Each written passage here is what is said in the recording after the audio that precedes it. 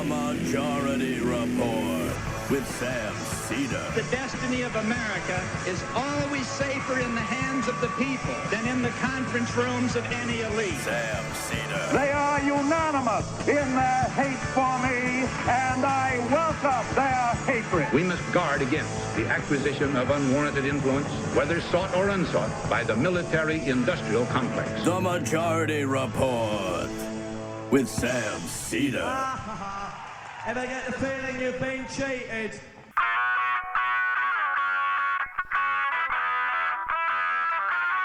It is Monday, October 22nd, 2018. My name is Michael Brooks. This is the 5-time award-winning Majority Report on a Michael/Sam Monday. And on today's program, we have a brand new interview that Sam conducted with Anand Giridharadas, author of Winner Take All, on our age of extreme unequal outcomes. This was recorded on Friday, and then we've got a bunch of stories to get to in the fun half. Jamal Khashoggi. The Saudis have a new version of an increasingly bizarre, but actually you should be expecting story from the Saudi monarchy, as President Erdogan promises to reveal everything within 48 hours, which is a good negotiating tactic for whatever he wants from the Saudis in the next 48 hours. Bolsonaro committed, apparently through a slush fund, mass illegal voting tactics through fake news spread on WhatsApp. You expect better from your fascists. You also might expect better from, WhatsApp's parent company, Facebook, which I thought just set up a war room to deal with these sorts of things. Apparently, not for Brazil, I guess. John Tester's race is tightening up. He might be susceptible to a Republican challenge in Montana as Democrats maintain a national edge and Donald Trump circles in on the core Republican brand proposition: white identity politics, fear, and racism, as he lies and lies and lies and lies about that caravan of asylum seekers at the Guatemalan and Mexican border. Fox, Trump, and the Republicans are going back home in an attempt to stave off a blue wave in the midterms. Plus, Tucker Carlson. We're going to get into the Carlson methodology. You'll never guess what Republican Congressman Jason Lewis is attempting to suppress in public. Richard Ojeda releases another great ad which could point the way for the future of how to flip red states, even as I just got back from doing a little bit of canvassing for Expand Idaho, an excellent Medicaid expansion project, polling very well in deep red Idaho. Did you get a cowboy hat out there? Next time I go out there, I said I'm gonna get on a Carhartt jacket, cowboy hat, and get a goddamn pickup truck. I'm ready to do that. I like that. I want to go back. I want to go back to Idaho. Go west, young man. I want to go back out west. So listen, ma'am, understand.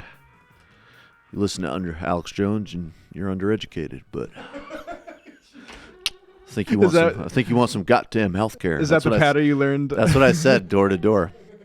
It's like you may have a linear family tree. You had a straw to your mouth. I had a straw in my mouth, and I did a bad George Bush impression, and I insulted people, and then pitched Medicaid. I would really recommend that everybody get out and do something like that. Whether it's door to door. I actually do. You know what? I always say like phone bank or go to a protest or, break a window. No, I'm just playing. I don't say break a window publicly.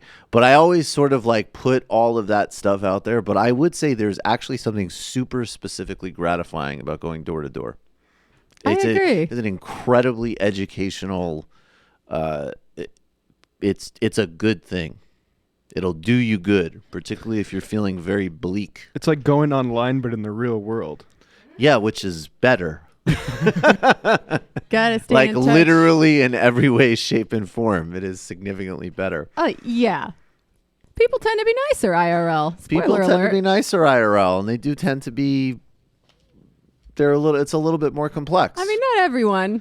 And also, you will have occasion, like I remember, and I actually think on this show we're pretty good about kind of not buying into that sort of really basic nonsense of just like sort of, doing like basic market segmentation with people. Like, oh, that guy has like a camouflage hat and a beard, so obviously he's some type of far right whatever.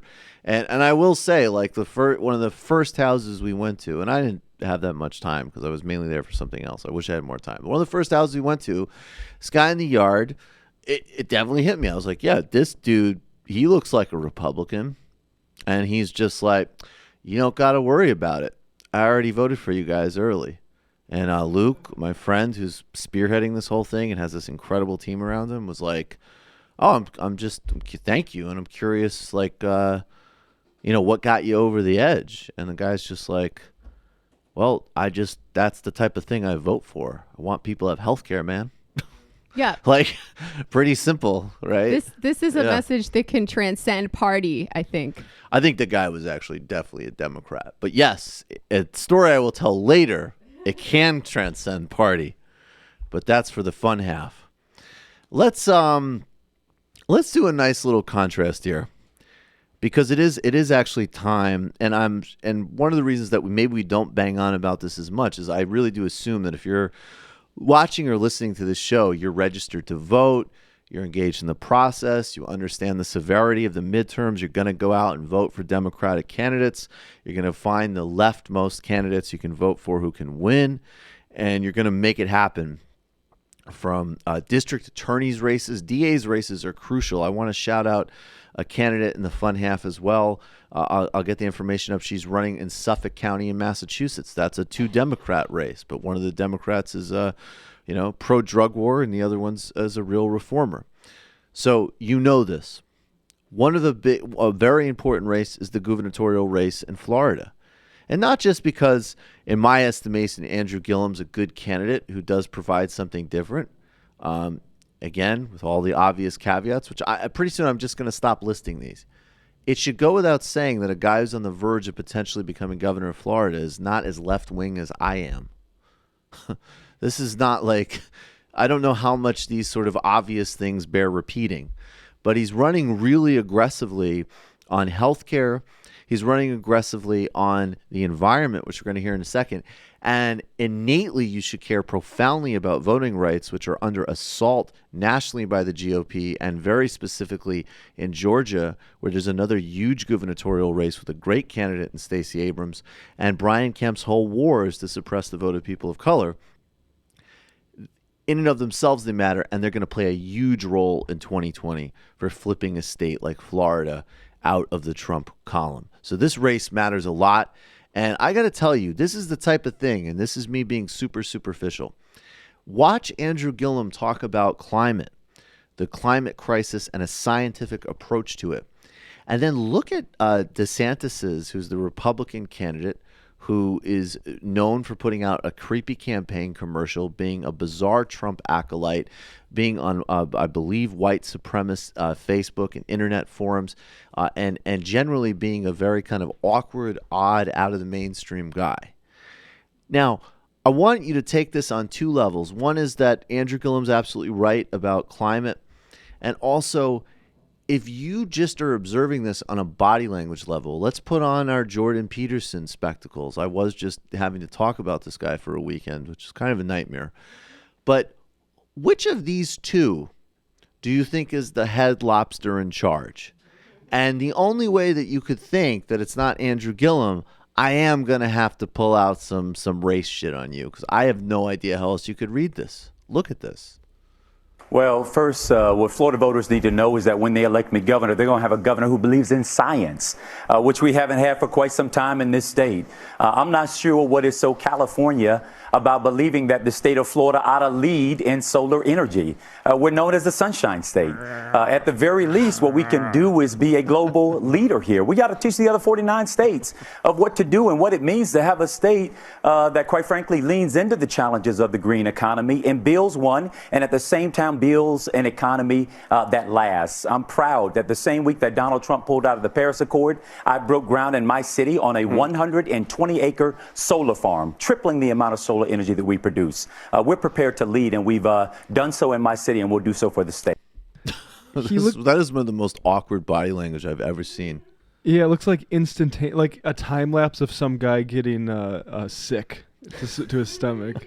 It looks like one guy is a confident leader speaking urgently about the future, and the other guy is auditioning for a Flonase ad.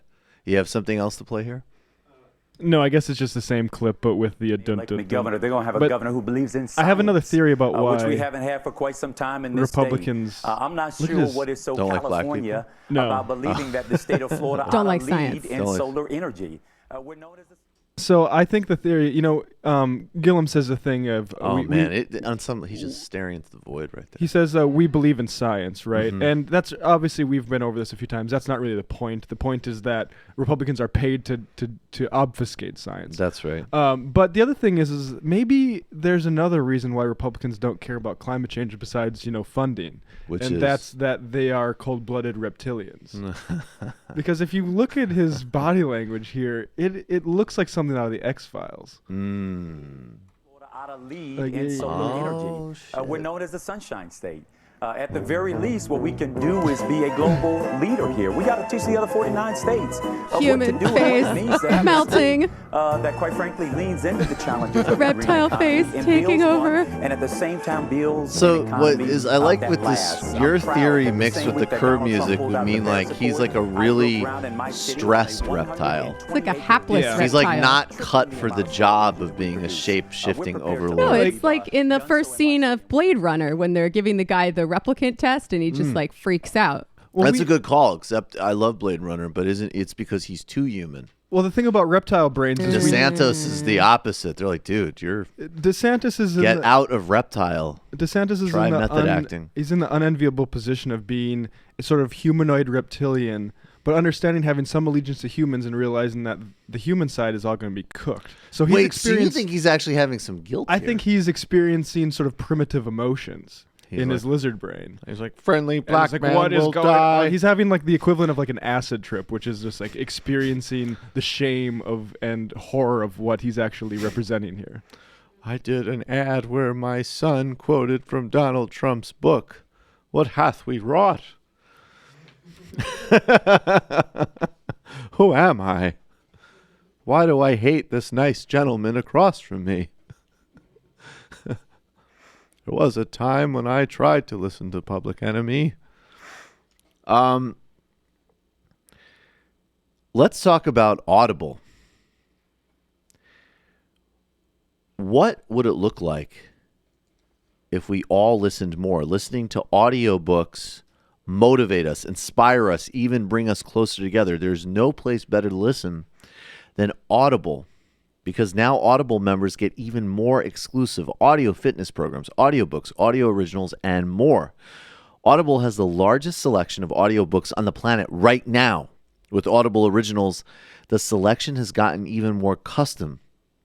With content made just for members, every month Audible members get one credit good for any audiobook they choose, plus 2 Audible Originals from changing a selection that they can't get anywhere else.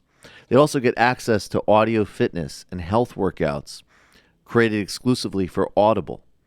Plus, your books are yours to keep. With Audible, you can go back and re-listen anytime, even if you cancel your membership. Didn't like your audiobook? Exchange it. No questions asked. Matlack, obviously, I've got to go to you on this. what's happening in Audible right now? What are you consuming at double speed? Well, actually, today a new literary hangover dropped where I go into the Mystic Massacre, or as it's also known as the Pequot War. Mm-hmm. And in the research for that, I found a book that came out this summer. It actually might be an interesting history MR sort of thing for Majority Report. But anyway, it's called God, War, and Providence: The Epic Struggle of Roger Williams and the Narragansett Indians Against the Puritans of New England. The title mentions the Narragansett Indians, but there's a really good chapter on the Pequot, the massacre of the Pequots there. Really good reading. I highly recommend it. That is the type and range of things that you can get on Audible.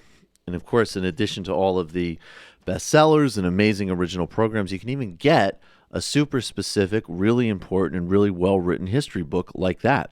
Start a 30-day trial, and your first audiobook is free. Go to audible.com/majority or text majority to 500-500. That's 500 or 500-500. That's audible.com/majority or text majority to 500-500. You can do it with audio books. Is there a noise going somewhere? No, it's not mine. I always have my ringer off. It's okay. Big corporations are getting rich from selling your data, and Congress has completely failed to save net neutrality or protect your online privacy. Now, internet providers and cable carriers like Comcast and Verizon, I believe Nas called Comcast Digital Satan. It's my ad lib. Mobile carriers like Comcast and Verizon are free to restrict websites, spy on your online activity, or sell your browsing history to advertisers. But help with connectivity. To help, but with one click, ExpressVPN shields your online activity from internet and mobile providers. ExpressVPN has easy-to-use apps that run seamlessly in the background of your computer, phone, and tablet. ExpressVPN secures and anonymizes your internet browsing history by encrypting your data and hiding your public IP address. Get ExpressVPN for less than $7 a month. ExpressVPN is rated the number one VPN service by TechRadar and comes with a 30-day money-back guarantee. If you ever use public Wi-Fi and you want to keep hackers and spies from seeing your data, ExpressVPN is the solution. I love it. I always emphasize it was incredibly easy to install and use. I'm not someone who enjoys technology. That's why Apple is able to take advantage of me, because I don't like to deal with it. Have it set up for me. I'm allergic to installing things. This was incredibly easy to install, incredibly easy to put on my computer and phone, and now I know that I'm not helping these companies stalk me and stalk all of us. We're doing a little bit. It's in Douglas Rushkoff's phrase, it's a little pebble. You're getting a little bit of anonymity back. Plus, it's a much, much funner way to use services, video streaming services, and I'll just leave it at that.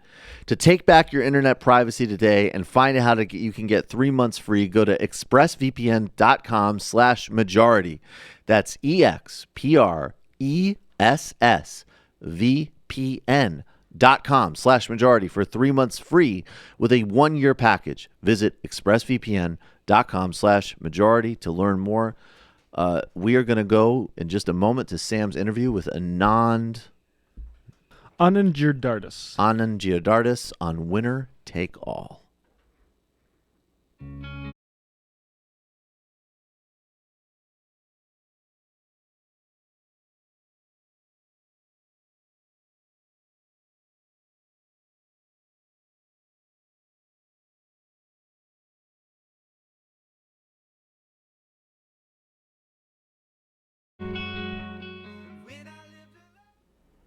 On the phone, Anand Giridharadas, the author of Winners Take All, the elite charade of changing the world. Anand, thank you so much for coming on the program. It's great to be with you. All right, so give us a sense of of what went into researching this book. You sort of immersed yourself, or you did immerse yourself in a culture. Just give us a sense of that to start. Yes, Sam, I was taken by the observation I made that we live in this age of profound elite generosity, rich people giving back at every turn, signing the giving pledge. When you go to the shopping mall, you see all these products that, give back, shoes that are going to give back, tote bags that are going to give back, iPhone cases that are going to give back. Bono is invariably involved. You go to elite campuses today, and every young graduate has a scheme to start a social enterprise that will somehow convert recycled poop into coffee. And, it's all about helping and giving back and saving Africa, wherever that is for these folks, and more. And at the same time, this has been an age of persistent, maddening inequality in the United States of America. And the reality is working people and middle-class people have, in many cases, not benefited at all from the last 40 years of American economic change.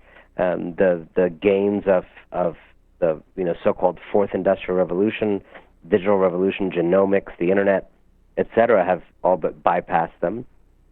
We have a situation in this country and the world where 82% of all new wealth created last year was cornered by the same top 1% that so elaborately and generously gives back.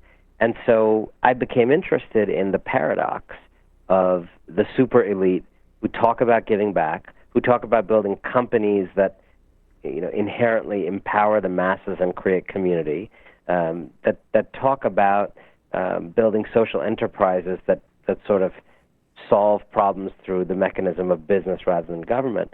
And I became interested in how those very same people who are helping are also hoarding. And I, as you say, immersed myself in their world. I'm kind of, in terms of my approach in writing, a kind of portrait artist, and I spend time with people and try to understand the world as they see it. And I decided to spend time in their world for a couple of years to make sense of how those who claim to be changing the world from the top change it in ways that fundamentally keep it the same and keep themselves on top.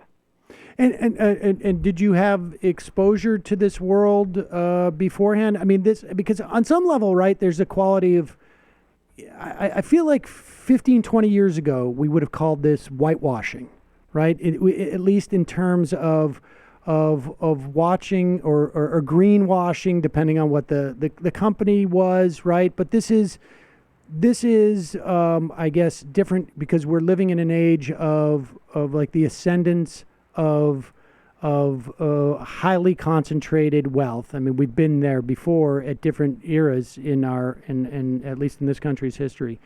But to what extent is there a self-consciousness about it? Like, to what extent is this sincere, or I guess, to what extent is it sincere? Let's start with that. Look, there's a spectrum. There's a spectrum from the naive to the shrewd, as Paulo Freire called it. I think you have folks on Wall Street who are essentially motivated by greed and who understand that a certain amount of carefully structured, well-publicized giving can be a lubricant in the engine of continued greed. I think when you go to Silicon Valley, as I was in the last couple of days, you actually get a very different picture, which is rich people who deeply believe that they are making the world a better place and are determined to do so, and who in their almost messianic quest to do so in their way are blind to all the ways in which they are, gutting the middle class and building an economy that works for too few people and siphons the gains from progress upward. I think what's very striking about the time we're in is that the rich and powerful have a dual psychological reaction to living in an age of extreme inequality. And what I mean by that is, I think if you are a hyper-privileged person living in this time, you read the paper, you are aware of the era you live in, and you know that this is a time that's been punishing for millions of Americans, a time in which the American dream has stopped working for perhaps a majority of Americans. And so you know you live in that time, and it weighs on you.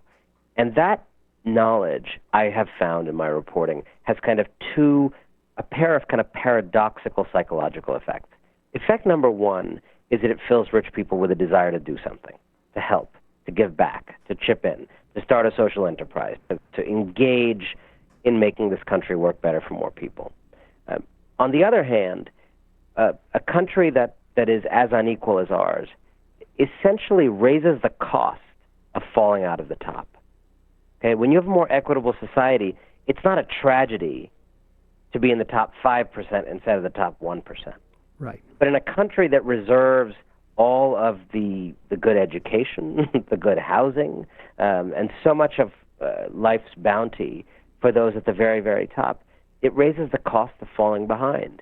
And so that dual psychology, I think, is at the heart of what I found in the book, which is you end up with a lot of plutocrats who are A, determined to make the world a better place, and B, determined to do so in ways that do not change their world, do not change the social structure atop which they stand, do not change their opportunity to continue being winners in ways that predictably, reliably, foreseeably cause many, many others to lose.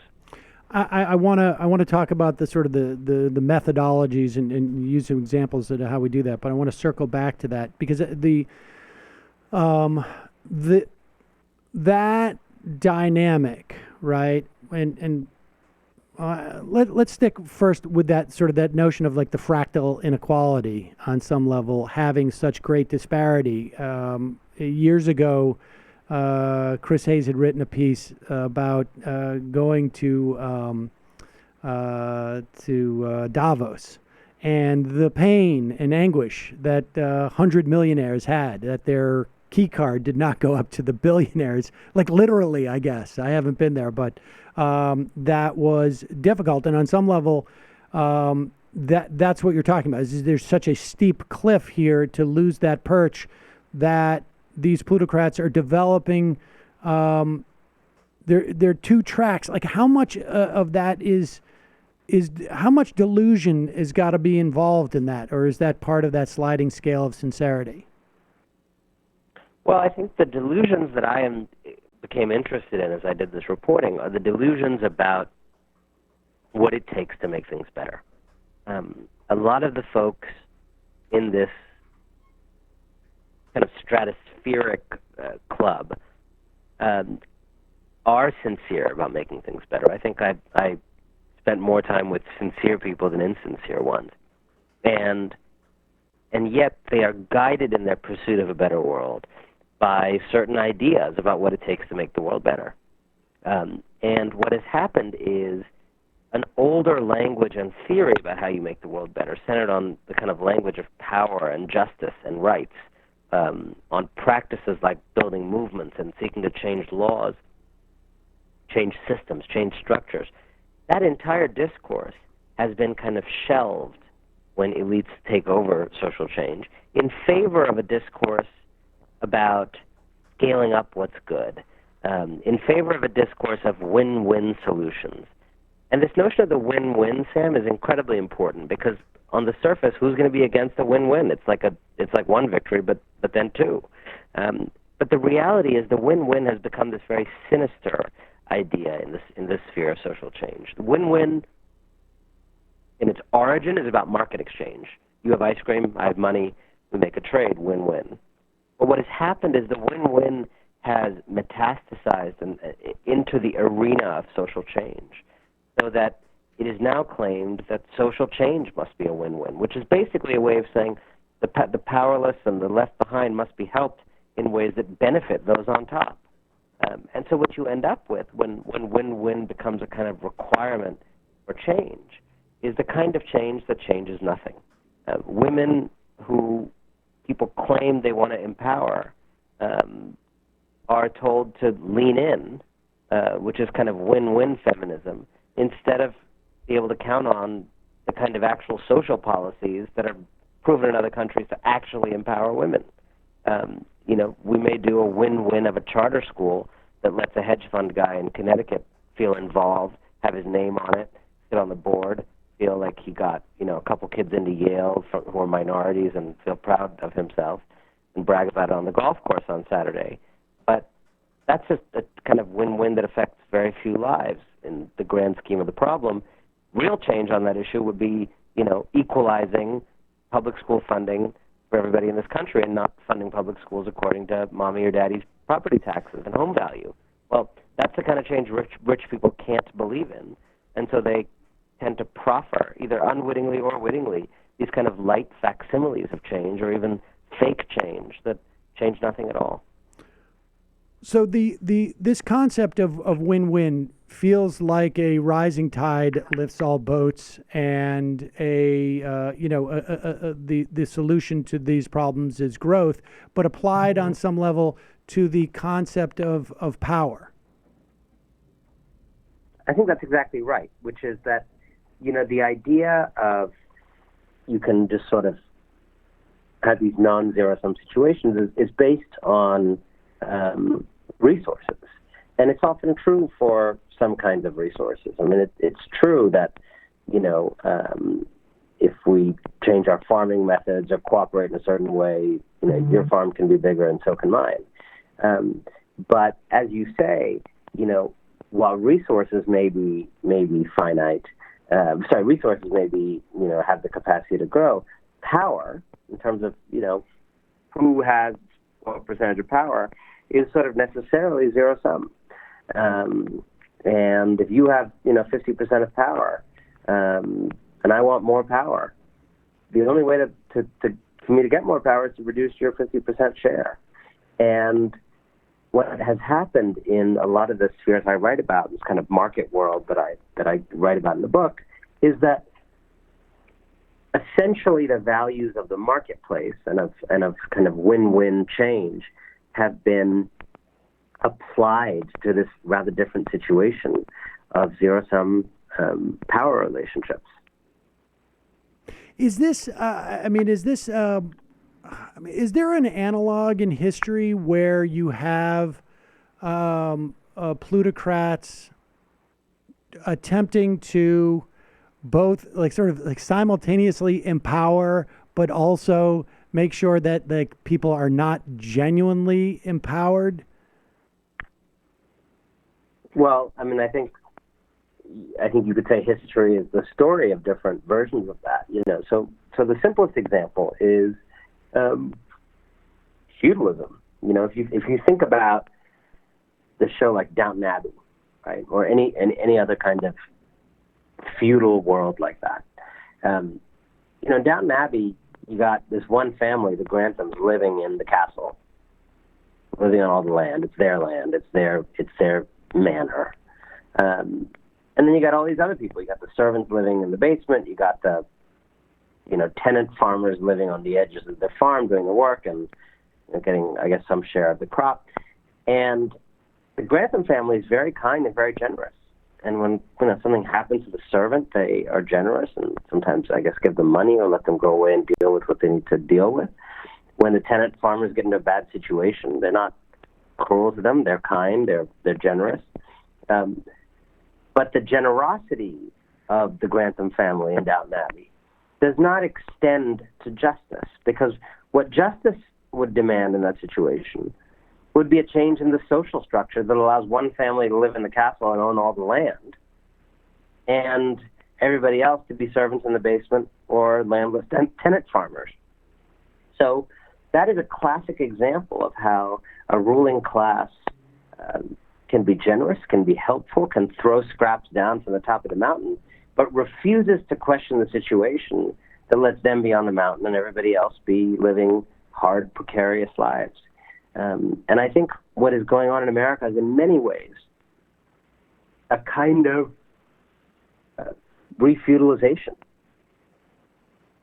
And it seems to me that to some extent that we have that, we've created a lot of these sort of social mechanisms in which to delude ourselves that that's not happening, right? Like we have a concept of the meritocracy that is that stuff is built into the cake. Like the only example I could use would be someone's a great baseball hitter, and the idea that, like, they always desired to get to the top of the heap to turn it into kickball. They're just not going to do it because real merit is when you hit the ball with a bat as opposed to kicking it with your foot. And on some level, like the meritocracy has been this instrument, right? That our the power that we have is a function of merit, and it just so happens that merit made us the winners. Yeah, I think that's right. Look, I mean, I was on a podcast with Chris Hayes the other day, and he made this point that every ruling class in history invents an ideology and a kind of a set of common cultural assumptions, and that this kind of structure of ideas serves to reinforce why they are the ones who deserve to be on top. And this age is no different. A lot of what I'm trying to suggest are the particular ideas that this generation of super elites has spun in order to make us think that this is the system we should be living under. Because I truly believe that a lot of what happens in the world is because of illusions that we believe in common. And I think if we stop believing those illusions, a lot of new ways of making progress becomes possible. Well, was there a difference between the I guess the disposition? Like, some of these people, it seems to me, can be described as sort of consciously letting some of the air out of the tires, just so that the things don't explode. Some people, genuinely believe in this notion that we can expand, we can grow our way out of like a power, disparity. Were the different sort of perspectives on this just a function randomly of people to people, or were there like different sectors where you would see one sort of form of disposition versus another? I mean, I don't know. Tell me in terms of the characters that you read. I mean, what are you talking about? I guess I'm thinking about, like, there seems to be like a distinct quality to sort of the tech folks that have a sort of a more utopian notion maybe than others who are sort of like aware, like, I gotta kick some back to keep things from boiling over. Yeah, I think that's right. And I think they, have a strong sense of wanting to maintain this illusion of them inherently making the world a better place simply by growing their businesses. Because if we all stop believing that, there's going to be a much tougher regulatory and tax environment that they face.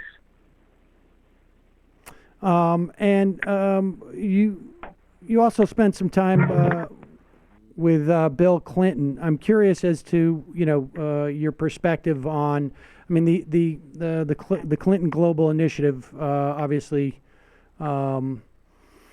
became in the course of the election, I guess, in some respects got reinterpreted in some ways. I'm wondering, like, to what extent you have a perspective on that.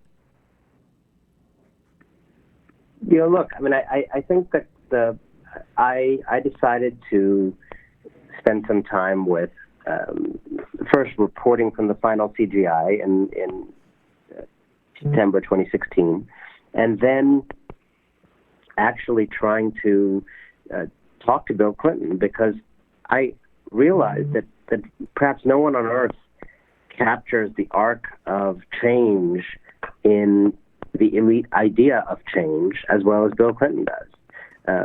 Bill Clinton believed, as much as anybody in 1964 believed, that you change the world through politics, through movements, through the law, through policy.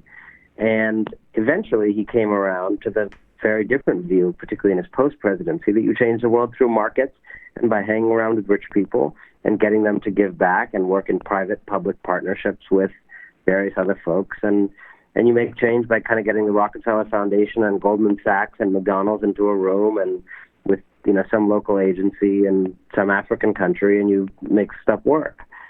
And that captures in many ways the arc of how many people have shifted their view of what change is. And I wanted to understand how he got there.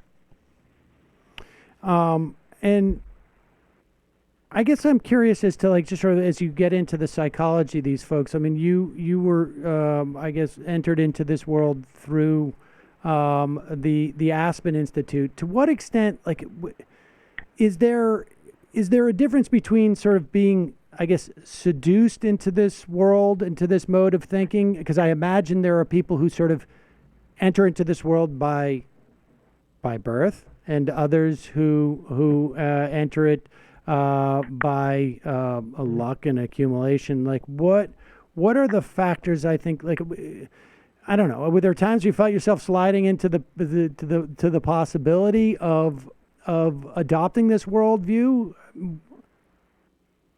No, I mean, I don't. This has never been my worldview. You know, I'm like many writers.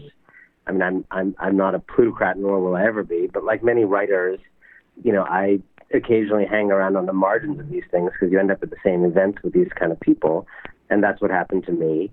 And I, you know, frankly, started to be very disturbed by what I felt to be the hypocritical pretensions of a group of people who were claiming to be changing the world, while in many ways upholding the very problems that they were seeking to solve. I guess what is the answer to something like this? Is it simply just sort of a higher awareness that when we see these philanthropists, I mean, is there that we should be a little bit more jaundiced to these efforts, or what? Well, look, I mean, I think the most important thing we need to do, and that I'm hoping to wake people up to with this book, is that we need to change where we go to pursue change. All too often, on the left and the right, in the last many years, when we see a problem, we think of a solution that is essentially a private solution to a necessarily public problem. And I'm trying to urge people to think about solving public problems through public action. And that means thinking of solutions that are public, democratic, institutional, and universal.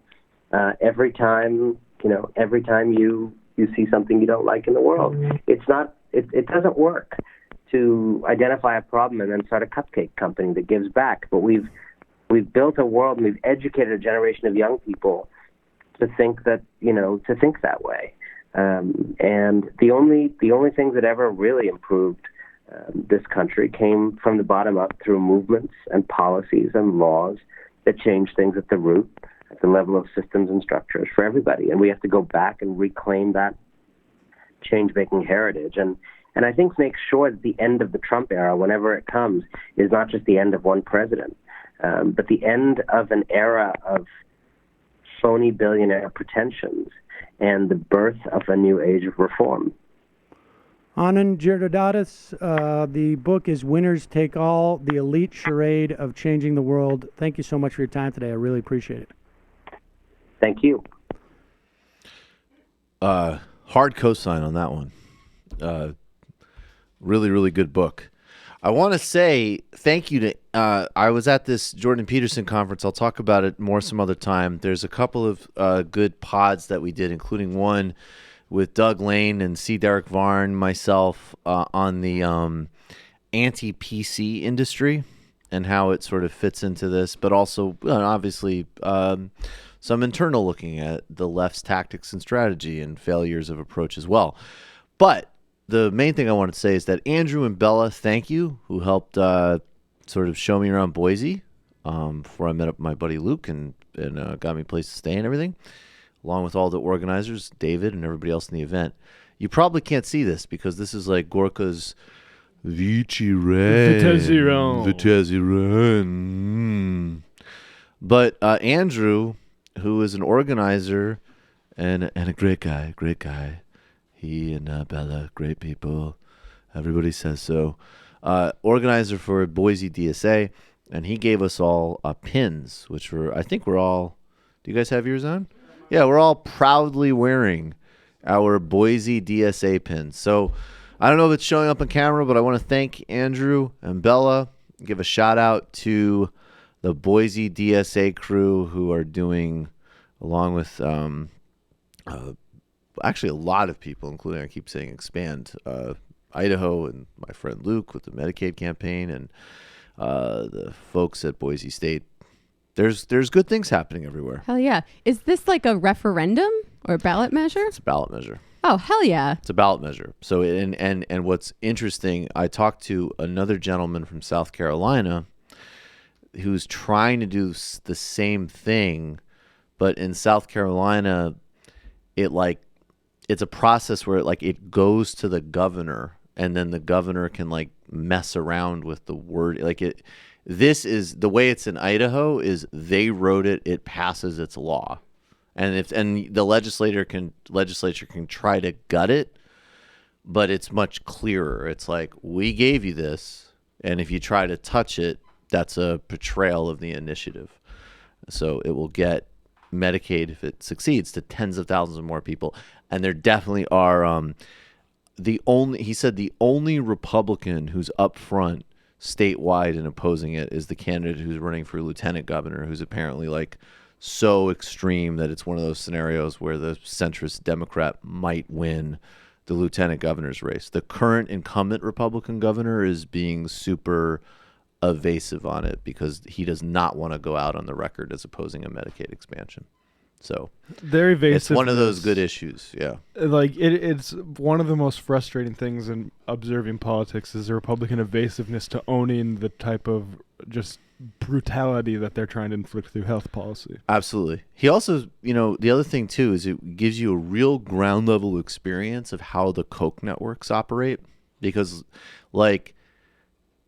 while there is definitely not a Democratic Party machine in Idaho, that anything that people might have seen or experienced in New York or Massachusetts or California,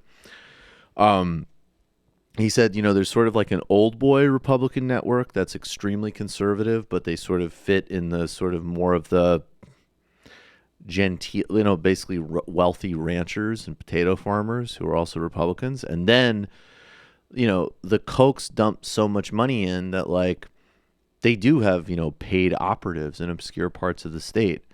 And it makes, they're very seductive to local journalists, as an example, because they'll shoot you a press release and you don't have to do your own research on, an important ballot initiative. But this is how they're debunking that mythology, by literally going door to door and debunking it. And as you might imagine, while some of the stuff that, you might hear door to door is very bad on immigration, as an example, you never hear any normal person going, I just want to help the job creators. Yeah, that is not a preoccupation of pretty much any normal person. Or, I don't think I deserve health care, so nobody deserves health care. No, that's another one that has not been reported. So big ups to Idaho and all the people there, and shout out to Boise DSA. I wear this pin with pride. On yesterday's Michael Brooks show, Gene Bajlan and I did a systemic sort of run-through of Bernie Sanders' foreign policy address, which at Johns Hopkins, which was significant. He actually really is turning his systemic critique, and it is a systemic critique of American oligarchy, to a systemic critique of global oligarchy, and actually joining the twin pillars of rising authoritarianism and the ecological meltdown, and joining them in critique. And it's impressive stuff for a United States senator and a serious presidential contender. And we went through it and connected it with Daniel Bessner, who's also recently been on TMBS, about the work of what an actual left-wing foreign policy looked like, getting rid of the platonic ideal of national security, a whole bunch of other stuff. There's just so much content that we've done at TMBS at this point, from illicit histories in Congo, Jamaica, the European Union, Iran, Brazil, introductions to the theories like the Gotha program, CLR James, plus that long-form show every Tuesday. Tomorrow, Brian Mayer of Brazil Wire. We're talking about what's happening in Brazil, obviously. And I'm also going to do a rundown of Jeremy Corbyn's proposal to give workers the opportunity to transition companies to public ownership as part of the labor manifesto. It's pretty fascinating stuff. And in the very near future, Richard Wolff's coming into studio to join us and confront David Grisham on his attempt. Smack talking. It was pretty intense when we met in Idaho. So we'll see how that plays out. You met Richard Wolff? He was the keynote at the event. We talked cool. for a while. Hell yeah. He's awesome. I like Dick Wolf. That's why he did that video, I assume, right? That yeah. Oh yeah. What that was actually so really good. funny was he did a great talk, and only 3 minutes. Like, he literally did 3 minutes where he was just like, I don't know about psychology, so I won't comment on it. I know about Marxism, and he's embarrassing. Anyways, here's the actual things that are happening in the world. Nobody breaks it down like Richard Wolff does. He's awesome, and really excited to have him on. That's going to be happening in the next couple of weeks in studio. Patreon.com/TMBS. Jamie, what's going on? Yeah, so this week on the Antifada, we recorded an episode yesterday with our friends Sham and Andy, two guys who are involved with the new Commune magazine, which seems very cool. I've really liked a lot of the stuff that they've had so far. That sounds very cool. Yeah, we talked to Sham Khanna first, who's the editor, a little bit about their media project that they're doing with Commune. And then we talked to our friend Andy Battle, who wrote a very good article on why the New York City subway sucks so bad. Why do they suck so bad? I mean, in a nutshell, it's sort of a really good example of the inherent tension between public spaces in general and public transit and freedom of movement as a basic human right and public good, and as a site for capital accumulation. So that's basically the problem in a nutshell. It goes back to the subway's entire history. We talked a little bit about that and what it means. Oh, that's really cool. Yeah. History of the subway. Yeah. And what it means for that. people in other places as well, because we don't just want to be a New York-centric show, and ended with some calls to action about the public transit as a potential site of struggle. Sweet. Awesome. Matt, you have already teased us a little bit with some major developments in the literary hangover universe. Yeah, so let's check in with our good buddy Steven Crowder. By violence? You can look at any historical account of even the most one-sided battles and find that they were still just that. Battles! So that's Steven Crowder. The first part got cut off, but he said, genocide by violence? Of course that never happened here. Look at any battle, even the most one-sided ones, and they were just that battles. Well, I took Steven Crowder up on that challenge, and I looked at the very first battle in New England between the Pequot Indians and the Massachusetts Bay colonies. And it turns out it was a genocide. If you want to hear the story about that, I have it here. Great battles like the Holocaust. Yeah, exactly. Right. Well, in his for Crowder's logic, if a single Jewish person killed a Nazi, then that was a battle. They did. Exactly. I think I saw a Daniel Craig movie to that effect. Yeah, exactly. There's violence on many sides, people. There's violence on many, many sides. If you saw Inglourious Bastards, so yeah, what they did, that was very rough stuff. Released today, The Mystic Massacre and Pequot War, and I did it solo. That's why it came out a little bit later. Solo track from Matt. Yeah, I was a bit nervous, but I'm happy the way it came out. So check that out on Patreon.com. Oh, nice! You got your sign in. Look at that. Or 122. Yeah. You're on your way, buddy. I'm about halfway there. When I get to 200, 250 or so, 250, but I might do it before that. I might start Twitch streaming, folks. So if you want to see me game, you're going to play a lot of music. Become a patron button. No, smash that patron button. My plan is to play the episodes out for the first hour of game playing, and then I'll comment it on it with my buddies and take questions. And that's cool, but you should play some music as a sort of middle finger to YouTube is what I'm thinking. Oh, on Twitch? Yes. Oh, yeah. We'll just play a full just have a whole instrumental set. Album. Yeah, exactly. Yeah. That's because F YouTube. All right, the phone lines are on, which is a reminder to all of us as much as everybody else, and the IMs are open. We will see you in the fun half, but first, I got to tell you this. Congress has completely failed to protect your online privacy, and now big corporations are getting rich from selling your data. But with one click, ExpressVPN runs seamlessly in the background of your devices, shielding your online activity. Protection costs less than $7 a month. To take back your internet privacy today, find out how you can get 3 months free. Go to expressvpn.com/majority. That's Express, EXPRSSVPN.com/majority for 3 months with a 1-year package. Visit express.com/majority to learn more. We'll see you in the fun half.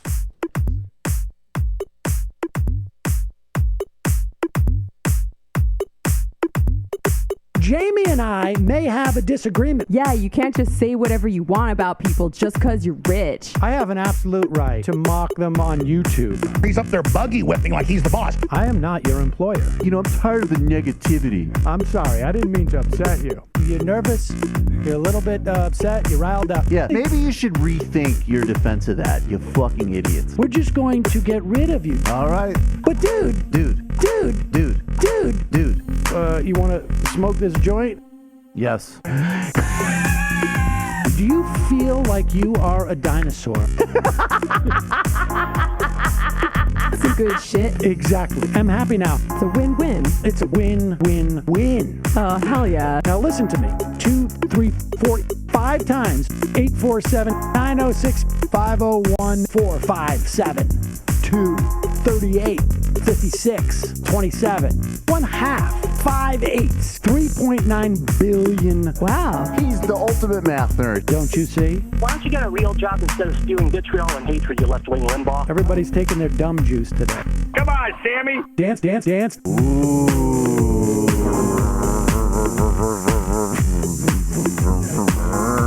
Grandpa. I had my first post-coital scene with a woman. I'm hoping to add more moves to my repertoire. All I have is the dip and the swirl. Fine, we can double dip. Yes, this is a perfect moment. No.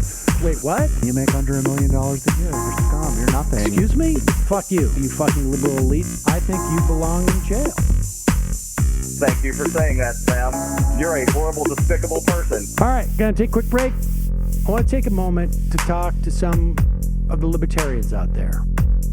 Take whatever vehicle you want to drive to the library. What you're talking about is jibber jabber. Classic. I'm feeling more chill already. Good.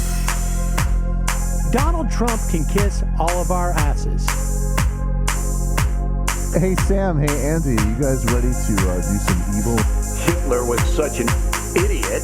That guy might be a Nazi. Agree. No. Death to America. Do. Yes. Wow.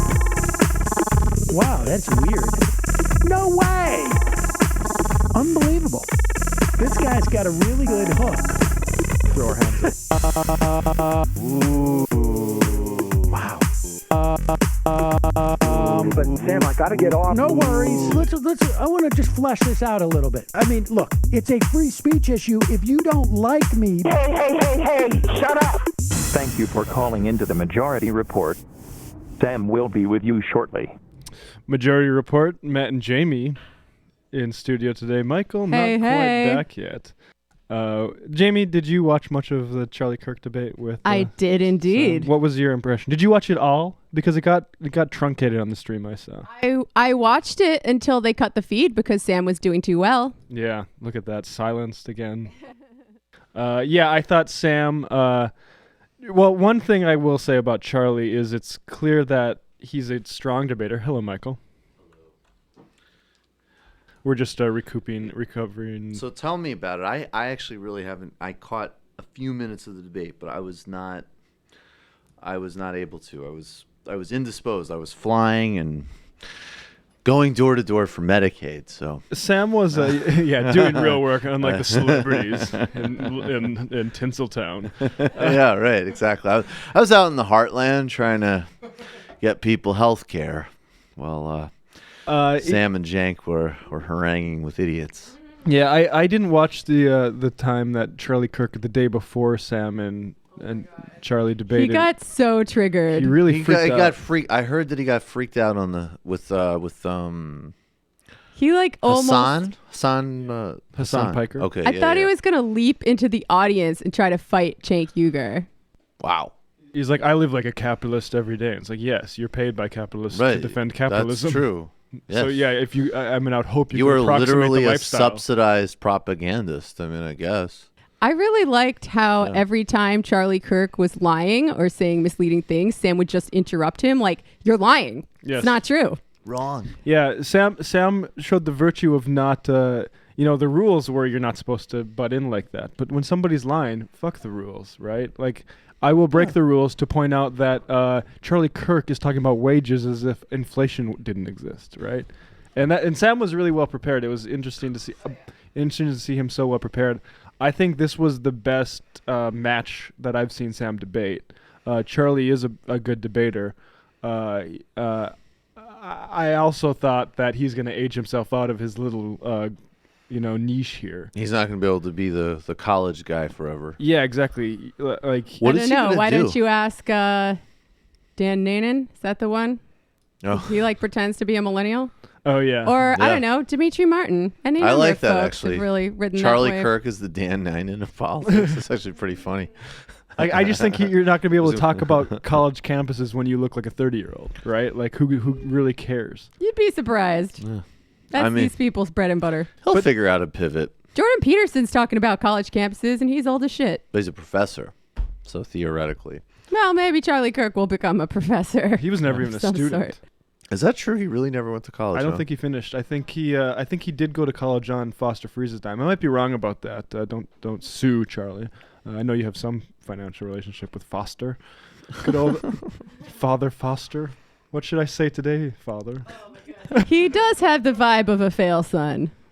But like a fail son who's kind of good at his job, I guess. But Sam tied a bow on him. I don't think Charlie had any big moments of triumph. Every time, Sam would correct him on some fact, and Charlie would say, we agree more on you were financial telling me regulation. You told me this in the morning, and that to me, I'm not huge on debate, but that is, to me, if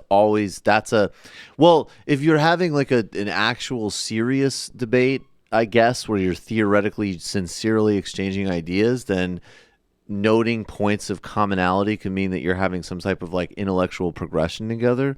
But if you're at Politicon or on cable news and you say, I noticed just even from cable news hits, like if the dude you're arguing with is like, well, actually, you and I are pretty close on that. That's either, and it sounds like he didn't do this. You either could do that as like a stealthy move where like, oh, well, hey, I agree with you about, crony capitalism. So I guess you're also a socialist. You could do that kind of move, which I like to do. Or you're just being like totally full of shit, which is you're just sort of trying to like, I know that what the person I'm opposed to is saying something popular right now, or something that intuitively resonates, and I'm just going to claim that we share a value set that we obviously don't. And that's what you said. It sounded like that's what Charlie Kirk was doing a lot. Definitely. Right. Okay. Yeah. I like how fair Sam was, though, at the beginning when he interrupted Charlie, like, that's not true. And he's like, hey, we can both talk without interruption, okay? And he's like, hey, if I say something that's not true, you can interrupt me too. Yep. And that's a really good move. It's very disarming. Wow. Now, I would guess that probably did not go over as well in Sam's divorce mediation, but as a debate tactic. Well, because lying is not Sam's debate tactic. No, but that's actually an incredible. That's wow. I really hate to give Sam credit, but that's like simultaneously like that's a very smart domineering move. It's also actually substantively sincere. Mm-hmm. Like, forget the manners. Let's hold each other to account. Let's hold each other to a higher standard. And then third, obviously that rule is going to benefit Sam, but Charlie can't. What is he going to say? Charlie said you all heard it. Fair, because I lie way more than you. Well, he has to say that. He has to say that. But the truth is like, he should be sitting there like going, oh, fuck. And now someone I can't rely on the moderator. I can't rely on the moderator. And now somebody that knows much more about every single policy metric we're talking about is going to be able to call me on my nonsense. That's a really good move. Because conversely, could you imagine if somebody was dumb enough to say, no, the rule says no interruption. Well, the debate's over. Like, you've already lost in that one move. So you have no choice but to say, like, all right, let's go. Yeah, let's do it. Yeah. Wow. Some little Jew keto from Sam there. He spanked him like his parents never did and maybe should have. Do not want to get there. No corporal punishment. Yeah, definitely save that from rhetorically. I have to say, talking about corporal punishment with people from the Caribbean is really funny. That is like, no, just like I just love the gulf of like, I remember once, I'm not going to get into like the details around it, but being at some party, basically like a dinner party and in the Caribbean, and that came up. And it was all like, oh, the white boy, he doesn't want to beat his kid. like that was just like consensus. Like, oh, wow. So sophisticated of you that you don't want to beat the shit out of your kid. Jordan Peterson would agree. I mean, look, if Republicans weren't so like genuinely racist, they could probably make some inroads there. I mean, that's the thing about race is like, it's amazing how racist the Republicans got that even like conservative minorities just have not even a start. Like, they can't, because they just they would, if they could knock it down a couple of notches. Like, I want to hit my kids, and I don't like gay people, but like, come on. You're making me feel unwelcome still. But you know what I love? But the polling on Muslims and marriage equality also really show how non-essentialist and fluid those things are. Because now Muslims support marriage equality in the United States, I think, more than any other religious group. And that is clearly just because of an experience of being aligned with another maligned group of people. Wait, are you sure it wasn't like a new edition of the Quran? No, it was the Hadith was rewritten. And so that's what happened. And it was because of a Sam Harris podcast. Okay. Richard Ojeda. This is a good example of a guy that people should be looking forward, not backward with. He made the wrong call for the right reasons in 2016. We know from the polling that very few people did that, but a handful of them did. And he's not only turning around to vote the right way, he's running the right way. He's talking about justice. He's talking about inequality. He's even talking about marijuana legalization in the context of veterans' healthcare crisis in Virginia. And he's also a guy who got stabbed because of his political work and was a major figure in the West Virginia teachers' strike. This is an ad for Richard Ojeda, who's running to represent West Virginia in the United States Congress. This is a good ad. 10,000 gallons of toxic chemicals poured into the Elk River, threatening the health of 300,000 people. And what did Carol Miller do? She voted against monitoring the health of those sickened by the spill. Miller even supported legislation allowing corporations to dump more toxic chemicals into the water. No surprise, Miller's accepted thousands in campaign cash from corporations that profit by poisoning us. Crooked Carol Miller sold us out. I'm Richard Ojeda, and I approve of this message. It's great. And that's real, I got to tell you, let's get back to, I don't know how many people remember it, but keep it simple. The keep it simple guy, he was only wrong about all the stuff he wanted to keep it simple about. But actually, as a general rule for politics, that's a good rule. Keep it simple. My opponent took campaign contributions from the same people that are killing you and your environment, and then she voted to destroy your health and where you live. I won't do that, and we're out. And for good measure, here's my Army shirt because I'm a veteran. And, that's politics. And by the way, that is, and I say this in a more neutral way than most people say this. We say it here because we're not freaked out by this, but that's identity politics too. And that's a smart deployment of identity politics. You're calling from an 847 area code. Who are you? Where are you calling from? Hey, Michael. It's Josh from Chicago. Josh from Chicago. How you doing? Good, good. And I'm pleased to report that Ahmadinejad watched the Michigan and Michigan State game. He said so on his Twitter. So that's awesome. I wanted to actually call in to debate Jamie. Jamie, how are you? Okay. Oh, hello. I'm well, thanks. About something. It was a discussion that you got into on Friday about racism and Can I just, Josh? Can I just before you outline it? Can I ask you a question? Yes. Between a scale of 0 to whole show, how much of the show do you think I watch when I'm not here? -8. If such a thing were possible, and maybe if we're going to include, like, also not looking at anybody from the show's Twitter feed, you would be correct. So, and can I? We did just talk. Well, is there a way, Josh? Wait, is there a way that you could at least bring this, like, have the debate, but bring it forward a little bit and not just recreate a conversation from Friday, so it's a little fresher? Okay. I guess you talked about Richard Ojeda, for example, just now, and about him voting for Trump. And I guess I would say that just blaming, for me, Ojeda. Oh, is that how do you? Ojeda, I think it's Ojeda, right? I think it's Ojeda. Okay. Yeah, I think.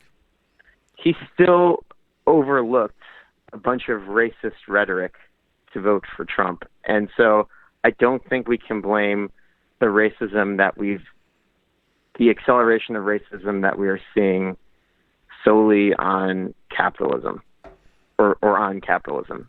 I'm not sure if that was Jamie's exact argument. That was not my exact argument. Okay. Tell us the exact argument. Okay. I think people might have misunderstood what I was saying. Which is pretty weird because that never happens on the internet. Well, we started out by talking about the motivations of swing voters who voted for Obama and they voted for Trump. Mm-hmm. And basically the caller and Sam and this poll were all saying that it was pretty much just racism that motivated people to do that. Mm-hmm. And I only disagreed with that to the point that I think economics played some role in people's conscious or unconscious motivations. But the thing that I think is more important to look at is the bigger picture and factors beyond that small group of people's decisions to vote for Trump that brought us Trump. So that includes the collapse of liberal democracy worldwide. That includes the failures of the Democratic Party to deal with the problems of neoliberal capitalism. I think a much larger block of people, right, is the block of people that did not vote for anyone. And voter turnout cratered from Obama to Hillary, including the turnout among people of color. So, and you cannot account for all of that with voter suppression. So I think, like, both on the wonky level, there are more factors involved, as well as in, like, the macro sense, where you get sort of right-wing populism and candidates with fascist characteristics following a financial economic crisis. Are you there, Josh? I guess, yeah. Okay, go ahead. I guess I agree with a lot of that, but I would also say that, and especially with the rise of right-wing populism, at least the people who are leading the charge in that sense, I don't think that their motivations or it stems from the economic, or, from the falls of capitalism. I think the falls of capitalism help trigger that and help get some of the people that they want to either vote for them or follow them. But I would say that the rise that you see of the extreme right wing and people like Trump, also if you look at what's going on in Europe and even, some of these attacks, an example that comes to mind, the attack in Norway that happened in 2011, I think probably everyone remembers. I think those are things that don't really have as much to do with capitalist. Like, if you're looking at individual psychology, I agree with you. Those people are racist. Fuck those people. I'm talking about larger systemic processes that are some of the reason why in a country that has been racist for its entire existence, right? This country was founded on white supremacy. Why these things express themselves in certain ways at the times that they do. Let me just add a couple things to this. So one, I just want to say, I think that this argument is in general, and at least on this show, it gets into like Marxism and stuff that's worth learning about. But it's kind of a mystifying argument because I think that there's a handful of people that you can find maybe, frankly, they're pretty marginal, who really only say that this is purely about economic anxiety or whatever term we're using. Almost nobody says that, including people like me or Jamie who get accused of saying that. We never say that. And there are some people who, and I think it's just because of what the position lends itself to, there are some people who do not want the Democratic Party to embrace things like single payer, who emphasize racism and misogyny in a disingenuous way to not move that policy agenda forward.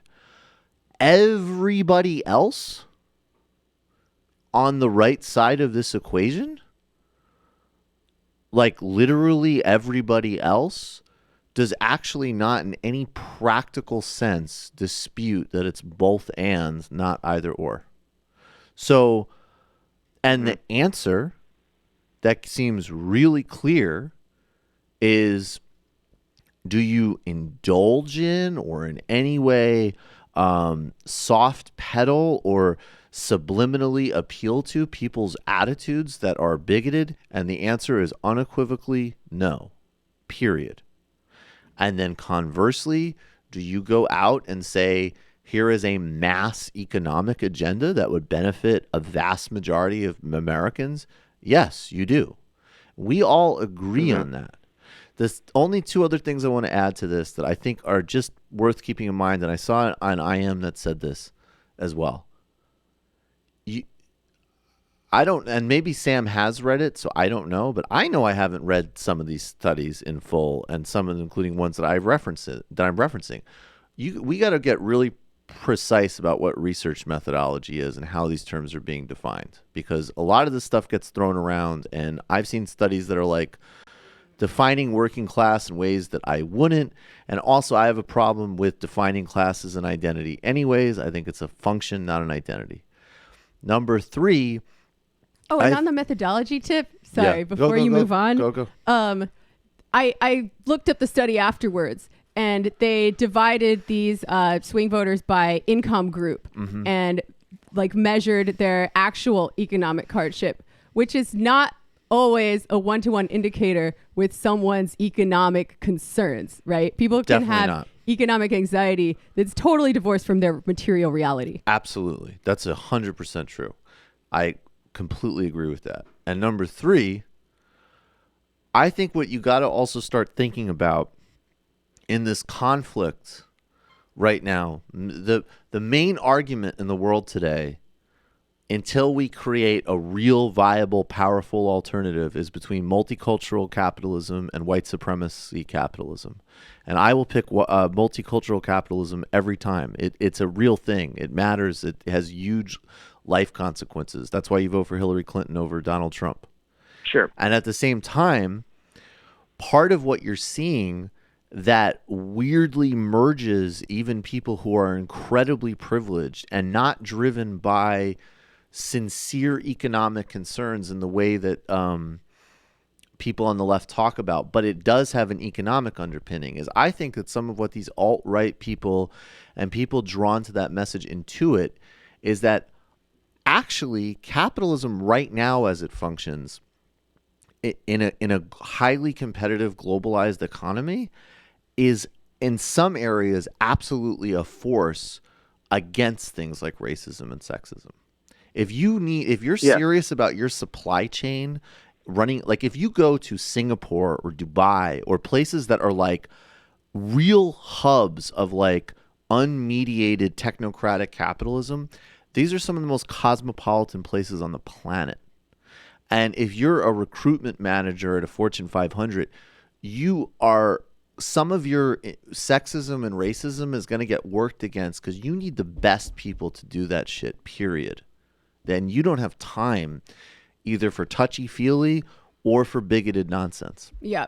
And I think some of what's getting interpreted in white identity politics is the correct interpretation, that in an ever-shrinking pie, in a competitive, vicious global economy, if you want to preserve relative privilege and have identity-based politics, you better start looking at apartheid systems.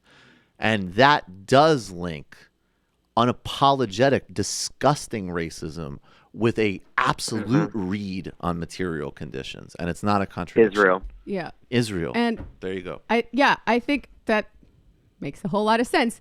And when I'm talking about capitalism as a driver of racism, I'm going back to the creation of race and racism. Well, this a is lot where of conditions I have shifted since then, and I don't really want to argue about the creation of race and racism right now, but we can if you want to. Well, I think it precedes capitalism. Like read Adolf Reed. I read that thing and I quoted you, and it doesn't say it starts with capitalism. It says it starts in it's colonial patterns of domination, and then capitalism comes later to accentuate that. Did we have racialized slavery before capitalism? Yes. I really don't think that we did in the way that we have it now. I mean, not now, the way that we had it at the beginning of this country and for many years after, and its effects still linger. I think the 17th and 18th centuries. They didn't have race science before then. No, but I think racialized slavery developed in this 17th and 18th centuries, which is like there's corporate feudal states there and early beginnings of capitalism, but I think it developed in the colonial period. So okay. I think capitalism basically monetized those distinctions, but I don't think it created them. All right, fair enough. I'm going to go back and read it again and see what I think. But I just want to make one more point because I still feel like it might come across like I'm overemphasizing the decisions of individual voters in this. And if anything, I want to de-emphasize them because I think people place too much emphasis on this stuff when they're trying to look at a systemic, some might say dialectic view of history. When I talk about the cratering in voter turnout, I'm not blaming those people, right? I'm blaming the inequality driving low voter turnout, which is a problem of capitalism. The single biggest determining factor in whether or not someone votes is their income, their socioeconomic class. So I'm not blaming those people. I'm looking at the factors that are causing low voter turnout, which benefits the right wing. And we've seen it. I mean, there's a fascist about to take power in Brazil. Is that because the majority of people in Brazil support fascism? I don't think so. I mean, Michael can probably speak to that better than me. Well, I think there's parallels. I think there is absolutely a huge surge in support for fascism in Brazil. And you're also talking about a country that ended slavery 70 years after we did. And their oligarchy and their systems of supremacy are profoundly, horrifyingly cruel. And if Lula led by a huge double-digit margin and then was silenced and became a political prisoner, and Bolsonaro's winning with almost got 50% in the first round, that means that yes, there is a chunk of, if Lula was running, I would vote for Lula. If Lula is not running, I'm voting for the fascist. So yeah, that dynamic exists. And I'm just saying. Our system is so as it's again, democratic it's as all people of think it these is. variables, and maybe it's also just like the human tendency to not want to have like complexity. Like it's super fucking complex. Yeah. It's not reducible to any one of these things. It's really fucking complicated. Can I recommend a reading on this? Because someone recommended it to me and I read it over the weekend and I found it very illuminating. This goes back all the way to fucking Trotsky's time. Our friend, Leon Trotsky, wrote some really good stuff on fascism, what it is, where it comes from, and how to fight it. And he wrote this right after Mussolini rose to power in Italy. And he was writing about it as he was watching Hitler rise to power in Germany. And I think he has a really good analysis of A, what fascism even means, and B, how it happens. And there's a lot in there. I think it's probably best to just read the whole thing and then tell me what you think. But basically, you see the petty bourgeoisie, right? Small business owners, sound familiar? Following an economic crisis, they side with the bourgeoisie, not the proletariat, not the working class, and they bring a chunk of the proletariat with them. And this can look like a populist movement, but the ruling class is still pulling the strings, and it's a whole lot. But it's really fascinating to see this process be replicated over and over again throughout history, and horrifying, obviously. You know what? If you Google Trotsky on fascism, they have a pretty good compilation at I want to say libcom.org, marxist.org, something like that. Cool. I mean, you're on, Josh. Go make your last point. I mean, Go. I guess the thing that I would just add, and one of the things that I've seen, especially in my time, both like in DSA and also as an active socialist, and I think one of the things that we should always remember, in particular, and I think I don't want to try to speak for the caller who called in on Friday, but I think that what he was talking about with Bernie and the black vote, especially in Bernie's early campaign days on the campaign trail when he was running for president. I think he's gotten better at it since. He wasn't able to always connect his ideas on economic populism and also racial justice very well. Like, he would even have the ideas, they just couldn't always connect them very well. Josh, this is where I want to... Yeah. Sorry. I mean... And I think, for me... I say this as someone who's like a white, mostly straight, white, cisgendered man. I think there's often times where we just think these economic populist ideas that go along with socialism will, for example, and I don't think, and it sounds like this is what the point that Jamie's trying to make, will just cure racism, and I don't think that is the case. Josh, that's definitely not. Yeah, but let me just. Just because they helped create racism doesn't mean that they can put that genie back in the bottle now. You know what I mean? Like, capitalism had a real role in the creation of race and racism as we know it, as well as gender, by the way. And now it's its own monster that needs to be dealt with on its own terms.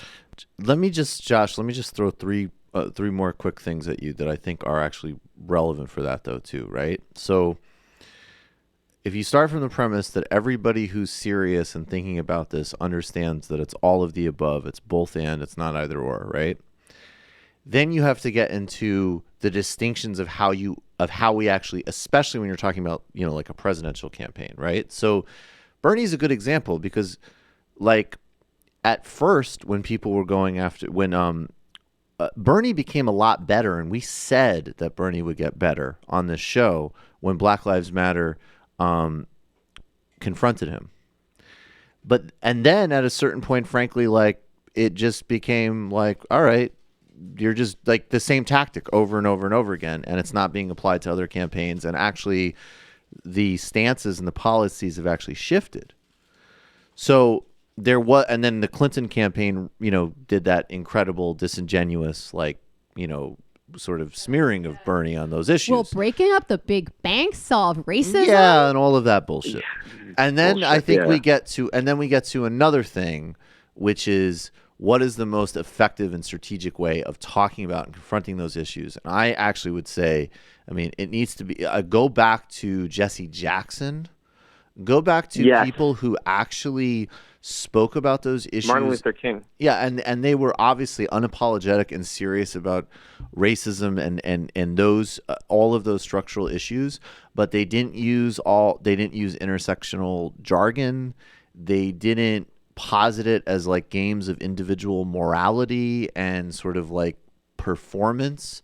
They anchored it actually in both really basic ethical appeals, which I guess is a question of personal moralism, but like really basic stuff, like golden rule stuff. And then actually in incredibly trenchant, smart analysis of how these things actually work together. And Obama did that to some extent. Jesse Jackson in a much more robust way. Bill Fletcher Jr., who I've interviewed a bunch of times, talks about this really well. So I think that's the thing is, especially when you talk about Bernie, some people got very disingenuous with that critique. And then what we're injecting should be coming from really smart and effective political strategies and not sort of like, frankly, just some like campus stuff. That's whack. Well, I like Bree's idea, actually, because I think it's true that working class has become something of a conservative dog whistle for white working class. And even if that's not fair, that's often how it sounds to people. So even something as simple as like naming the different groups within the working class might run counter to some sort of like, oh, it's a broad class-based coalition, but like it's a rainbow coalition, right? And no, there was a lot.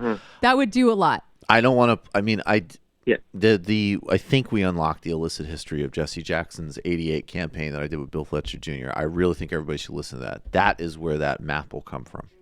Thanks for the call, man. All right. Oh, and also militant apathy. The half that has not been told. The half that has not been told. Great Slavery book. and the Making of American Capitalism. Everybody should read that shit twice. Yes, that's an essential book. That's also, a really good book. I would also throw in Slavery's Capitalism by Sven Beckert. I haven't read that one. It's a collection of essays. Sven Beckert's Empire of Cotton is also extremely it's just exceptional. But Slavery's Capitalism had an interesting bit about depreciation and appreciation of assets. It was originally in early economics history thought of that those concepts emerged from train capitalism. But one of the essays looks into it that actually those concepts emerged from trying to figure out how productive a slave was going to be over the course of their lifetime. So appreciation into adulthood, depreciation as they got older. Yep. So these concepts of capitalism that have since been applied to like workforces in general emerged from there. That sounds super interesting. My friend John Clegg, who refuses to come on the Antifada, very annoying. He actually did his PhD dissertation on slavery and capitalism, and so maybe I'll go ask him some questions and get back to you on my analysis of the birth of racism as we know it, as related to race science as a convenient justification for enslaving human beings. Vote 2018. Why do people think Christine Hultquist is struggling in Vermont? 538 shows her losing to the Republican by a lot. Can you have her on before now in the 6th? Do you think it's problematic for Sanders' 2020 hopes if the governorship of his home state falls to the GOP? I'll work it backwards. It's been a Republican governor for quite some time in Vermont, and there is Massachusetts, which isn't quite as, it's more democratic. Vermont maybe has a bit more of a progressive streak, but it's a highly democratic state, has a Republican governor. So there's a tradition in these New England states of electing Republican governors that usually, and by the way, are much more, they're certainly pro-choice, they're supportive of gay rights and so on. They're not reflective as much of the national GOP. I don't know about having her on as a guest. I'd have to ask Sam about that. I know in general we really don't interview that many politicians. That really is like the rule of thumb for that kind of question. We don't. And it's a decent rule. Particularly Majority Report really doesn't have many politicians on. That's very unusual. Maybe for Ring of Fire. If it's Bernie now, yeah. I mean, obviously if it's Bernie, but I mean just sort of. I mean, yeah, we just don't have many politicians on unless it's Bernie, or obviously I'm sure happy to have Warren on, or. Someone like Chokwe Lumumba, who's doing something. I mean, he's a politician, but he's an activist. But actually. they often don't tend to age well. For instance, we had Right. Tim Canova on when he's challenging Debbie Wasserman Schultz, and he's a bit of a nut, I would say. Yeah, he's gone all nutty. So, but anyway, I don't know about that, but maybe for Ring of Fire, and then I don't know. I don't know why she's underperforming. My understanding is that the governor of Vermont is relatively popular, and it seems like in general, even in this time, Democratic and Democratic-leaning voters are less likely than they were, but maybe a bit more likely than Republicans to be willing to kind of cross that sort of vote. But I just haven't followed that race at all. I knew the historical nature of her nomination and then didn't follow it. Joe from Lehigh, voting for DAs. Yes, very important. Larry Krasner ran in Philadelphia on a platform of reform and won. That created a model for the country. In the spring, Santana DeBerry ran for platform borrowed from Krasner and knocked off establishment Democrats. She'll be elected DA in that county this November. It works. It may put up a challenge in 4 years in my county from the left. I may put up a challenge. Oh, do it. Do it, Joe. That's awesome. Despa. So I'm guessing you're leaving the Politicon stuff for Sam to dunk on tomorrow, but I hope you guys played Charlie Kirk blowing up with Hassan Piker. Sam killed it, though, as always. Jank also beat Tucker. It was a good weekend for the left. And as always, left is best. I actually don't see any reason why we couldn't play the Charlie Kirk freaking out with Hassan and Jank thing. Yeah. I also sent a clip that someone showed me of the debate with Sam. Hello. Where this is actually pretty funny. Okay, stipulate that that relative gains are growing. But however, if you can afford less, then the aggregate number is not going to mean very much to you. Wow. Do you see? I guess we don't even need to play the clip now. Yeah, you want to hear Sam debate Charlie Kirk? Sam, why are you so mad about entrepreneurs creating jobs? You say creating jobs, but tax repatriation goes to the shareholders. There's research from UMass. Do you see? Okay. Before Charlie Kirk, I don't know what he did. Apparently, I don't think he freaked out while he was debating Sam. He must have. No, he kept his. Yeah, he must have taken relatively. Cool. So there was this moment, and this conservatives love this shit. If you have social values and you have a critique of capitalist economy, or even just want a universal safety net, that means you should live in poverty. Actually, the point is that we don't want anybody to live in poverty, and we want everybody to enjoy material benefits. But he thought that he was doing a huge dunk here by getting Hassan Piker to reveal his salary, which, I actually have to say, look, it's a great salary for, a single young person, but it's not like... Especially one that lives with his parents in a $1 million home. Right. Like Charlie Kirk does. Right, exactly. But Charlie Kirk thinks he's revealing something here. He's not. Hassan Piker... Actually, Hassan handles this really well, which is just sure, I'll tell you my salary. What the hell does that have to do with anything, dude? And then that's going to lead when the question goes in the opposite direction. Charlie he looks like he could use some milk from his mom. Why don't you live like a socialist? Okay. Go live like a socialist. The point is larger than that, Charlie. I live like a capitalist every single day, Cenk. Guys. I live as a capitalist, okay? I live when I believe. No. What do? I get charity every single year. Hold on. What's my salary? Less than his. Come on, Cenk, let's go. Charlie, what are you doing? Take a seat. Psycho? All right, no. Take a seat. No, wait, fucking rewind that. You're going to take a seat I over didn't here. hear that. What's my salary? Hold on. Did Hassan just call him a psycho? Charlie, Handshake, let's go. Charlie, What take, are you doing? Take a seat. Take a seat. Psycho? You're gonna take a seat. You're gonna take a seat over here. Oh my God. What's my salary?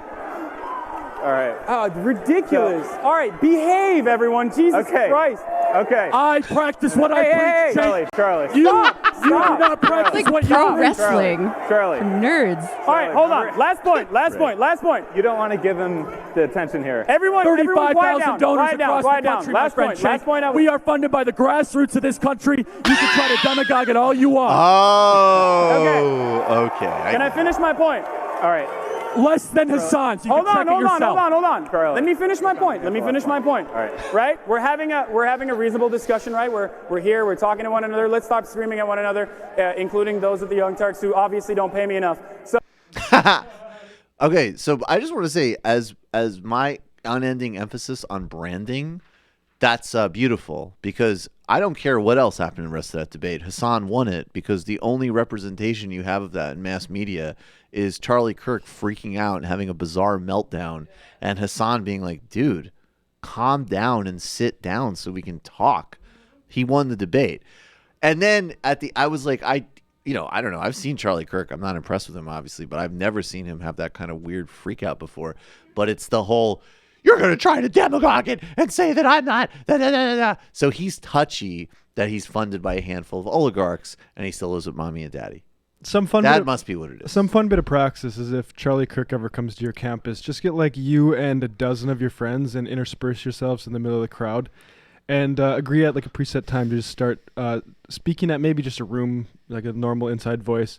Just say Foster freeze, Foster freeze, Foster freeze, Foster freeze, Foster freeze. That's all you need to do. That's right. Act like he's a substitute teacher you want to fuck with. Literally, check all the jargon and all the other stuff and just find exactly the way to make him uncomfortable and revealed for what he is. Indeed. Yeah. Do you see the clip? This is really funny. I mean, yeah. Oh, okay. We got a Sam clip. I just sent it. I just tagged you in the Twitter. Stipulate that the consumer price index is increasing. However, if milk is going up above your wages, then it's not really going to make much of a difference to you, even if it's increasing in the advocate. Oh my God. I sound like this is clipped That's by terrifying. This is clipped by friend of the show, Lizard Rumsfeld. Lizard Rumsfeld, very talented Twitter. Very good at being online. Very good at being online. So we see this moment here in the debate. Should I set it up? Yes, please. Yeah, I don't know. Where they're talking about how the Consumer Financial Protection Bureau is funded by money from banks, fees from banks, and Charlie Kirk is trying to say that they're actually using your deposit money to pay for the CFPB, and Sam's like, do you understand how banks work? This is going to be fun. In terms of the Consumer Financial Protection Bureau, the Consumer Financial Protection Bureau saved consumers $90 million worth of bank fees in the last year of the Obama administration alone. There has not been one enforcement action since the Trump administration has taken over. So what's the CFPB budget? What is the budget? It is completely funded by fees that they get from the bank. Okay, so forcibly take money away from the people that are depositor and then say that they're saving $90 million of fees on the back. That's not the way it works. Pause that. I'm sorry. When you The balls of that argument. I'm in awe of that because you know what? It's the only play he has.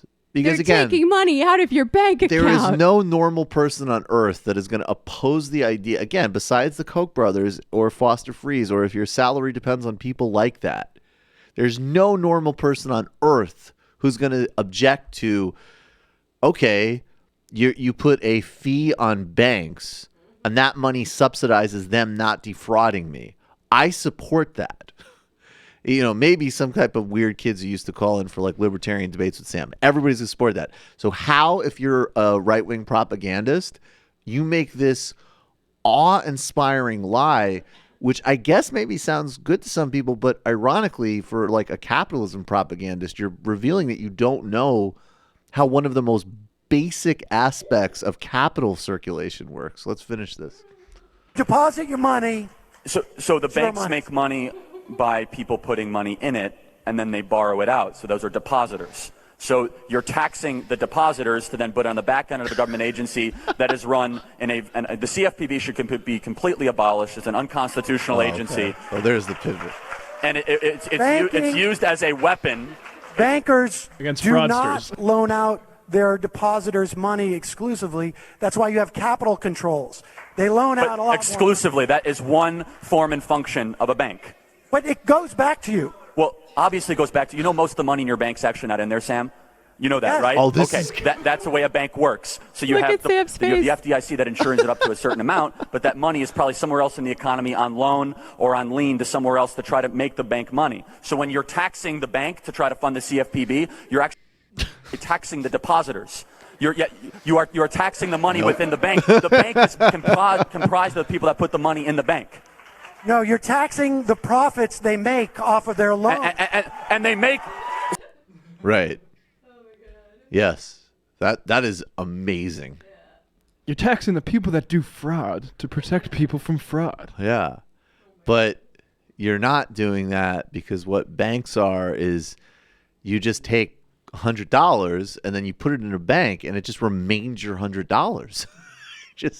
What's great is that he's like totally bank illiterate, and that it's beautiful because then he gives you the next two moves, which is he's like, oh fuck, Seder knows what he's talking. It's not even constitutional. It's not even anyway. constitutional. That's always going to be number one. That's the first pivot, and then the second pivot is I've been completely humiliated on the basic mechanics of finance. And now I'm going to actually try to just flip this. I'm just going to Aikido it. Like, you know that your money's not actually there, Sam. I just revealed myself to literally not understand how banks work, to tell a awe-inspiring lie about a thing that protects American consumers. I noticed the Constitution shit doesn't work with normal people anymore, so let me do the reverse expertise move. That's Star Wars shit. I know I've been shamed with my own ignorance here, so let me adopt a pedagogical tone and act like I'm going to teach you something about banking. Like literally, like a kid on like a museum tour. Competition would start kicking in. You gotta hand it to him, though. He really doubles down. He's good. Well, that's his job. He's a propagandist. He's mastered the affect game of debate. Right. Like, if someone says something to me, even if I'm like 90% sure I'm correct about it, I'm like, oh shit. Well, that's it. I gotta check. That's the whole tactic. You're not. That's the thing that's so stupid about these debates is it's more like wrestling than like discourse or like in discourse, right? It's all about the on the spot rhetorical flourish and the message you can convey to a live audience. Like I think if you wanted to have debates between people where they're just supposed to speak extemporaneously about things they know, fine, but don't have a live audience there to be like a sort of lever of appeal to, right? Because then that's my main problem with presidential debates. There should not be a crowd there. Like, they go through the song and dance of please don't clap or applaud. They shouldn't fucking be there. Don't be there. I mean, Politicon makes that a bit difficult because that's the whole point. That's the whole point. It's pro wrestling for lanyards who did a lot of extra credit in high school. Exactly. That sounds like a nightmare. And the reason Sam does it well, see, this is a good right because if he just had the facts about how banks work, that actually wouldn't do the job. I'm not saying it helps. It helps that he consistently revealed shit. It helps in a rhetorical way. But it's because of how he sells it. If he literally was just being there, well, no, actually the way the banks work is, then Charlie Kirk will just keep steamrolling him with bullshit. But it's because he's right, but he's also giving him the like, actually, like he's doing, like he's alpha cucking. He has the air of a somewhat put upon professor trying to explain to this freshman asshole right. He's like, how, listen, how the shit works. Exactly. Like, listen, you fucking idiot. Like, and that's what comes across. It's not the facts. Yeah, exactly. People aren't applauding because of the facts. They're applauding because he got sunned by like facts. He got sunned by facts. And that's a good thing to be sunned by. Yeah, and that's a good thing, right? If they're actual facts. He got sunned by contextualized facts. And authoritative delivery of supposed facts. Right. That's right. But that's it. That's the whole game. That's what all these people who've been trained on Ben Shapiro, that's all they're doing. It's a number. I'm talking like this. You're gonna think I'm there winning it is. If I don't get out of this tone, you're gonna think I'm still winning. That's it. God. That's I need to it. start taking testosterone. Not that Ben Shapiro has a lot of I was it. going to say I don't think that's the first time that phrase has ever You need to followed take a little a testosterone. conversation about Ben Shapiro. Fair. Oh my God. Do you see? But like the confidence of a fucking privileged white man. I don't even who know if that's just- something else. That he's running on something. He's running on some other fuel. That's a whole other fucking operation. It's reptilians, I'm telling you. Yeah, I believe I'm almost entirely there with you. Do you see? I missed the beginning of the show. Did you guys give your boy Sam praise for totally owning Charlie Kirk at Politicon yesterday? Well, as I said, it seems like it. If that was any indication of how it went, that was not a good exchange for Charlie Kirk. Yeah. Angel, what is Tucker Carlson's agenda? Did you see his quote-unquote conversation with Jank? Why did Tucker seem sensible? Well, because Tucker's really good at what he does. And I think that people need to actually start, we need to assess. I mean, well, I'll keep doing why can't you say that anymore? Because, part of this show is entertainment and mockery and everything. But Tucker Carlson is extremely good at what he does. And he is very adept at doing the twists that we're talking about, actually, of taking at times legitimate grievances and twisting them towards fascistic ends. Fascifying them. That's a good phrase. Fascifying them. Or also doing what Trump did, which, Mehdi Hassan was the first person to point this out. Some people on the left found it refreshing that Donald Trump responded to sanctimonious TV interviewers asking him about Russian human rights records by saying, you think we're such angels? And some people were kind of yeah, that's kind of refreshing, because every day some politician is extolling the endless virtues of a country that for 90% of its history, I believe the number is 90% of its history, has been in some form of war or another, that presides over a global empire that, we know all of this stuff, and this isn't just a moral accounting. It's in our DNA and strategy as a country, from the genocide of the Native Americans to global kinetic warfare now, from Somalia to Yemen to Pakistan. So he is able to, but as Mehdi Hassan said, Noam Chomsky points that out, because the point is that we shouldn't be doing any of that, whether it's us or Assad or Russia or Iran or China or whoever. We need to create a better global system that does not treat so many lives as expendable. Tucker Carlson is he is a master of using those correct hypocrisies and pieties, but not to devolve the discourse. And you're seeing a lot of this with the Jamal Khashoggi story, right? So look. Yeah, we saw it around Me Too, right? Too. This happens all the time, therefore it's fine, versus this happens all the time, therefore we need to do something about it. Right, therefore we need to uproot it. That's why hypocrisy arguments are insufficient. Exactly. So we saw with Jamal Khashoggi, which Tucker's going to talk about in this case, though obviously he talks about the examples you just brought up plenty, and uses those as well. Jamal Khashoggi was, yes, Lindsey Graham, who is a self-proclaimed regular defender of the Saudis, had a big meltdown about what happened with Jamal Khashoggi. Of course, and you're going to see this in the clip, the Saudis are engaged in a campaign of mass murder in Yemen. And while I do not buy the stupid line on the other side of this equation, the Saudis undoubtedly support Salafist groups in Syria. And they have their own profoundly repressive and cruel record inside the kingdom. And why is that? What leaps out about this thing? Well, actually, one thing that does leap out about this thing is that this still is a level of brazenness that shows, again, a devolution of basic standards. And that actually does matter. But more broadly, we should be using this as an example to evolve another system. But watch how Tucker Carlson uses this. It's really effective, and people got to be watching this guy. So there you have it. Khashoggi is in fact dead, as we have already been told, and the Saudis did it. They admit it now. What should we make of this? Well, the usual head nodders on TV seem stunned by the news. They can hardly believe that a bloodthirsty medieval theocracy would do something like this. Really? The Saudis? The same people who cut off the hands of thieves and behead adulterers in public parks? The same regime that is currently prosecuting one of the world's cruelest wars in one of the world's poorest countries, Yemen. You're telling me these people murdered a political opponent? Doesn't sound like the Saudis we know. Come on. Of course they did it. We knew they did it. Their only concern was getting caught. Now they have been caught, and they probably regret the whole thing. All of that makes sense. None of it is surprising.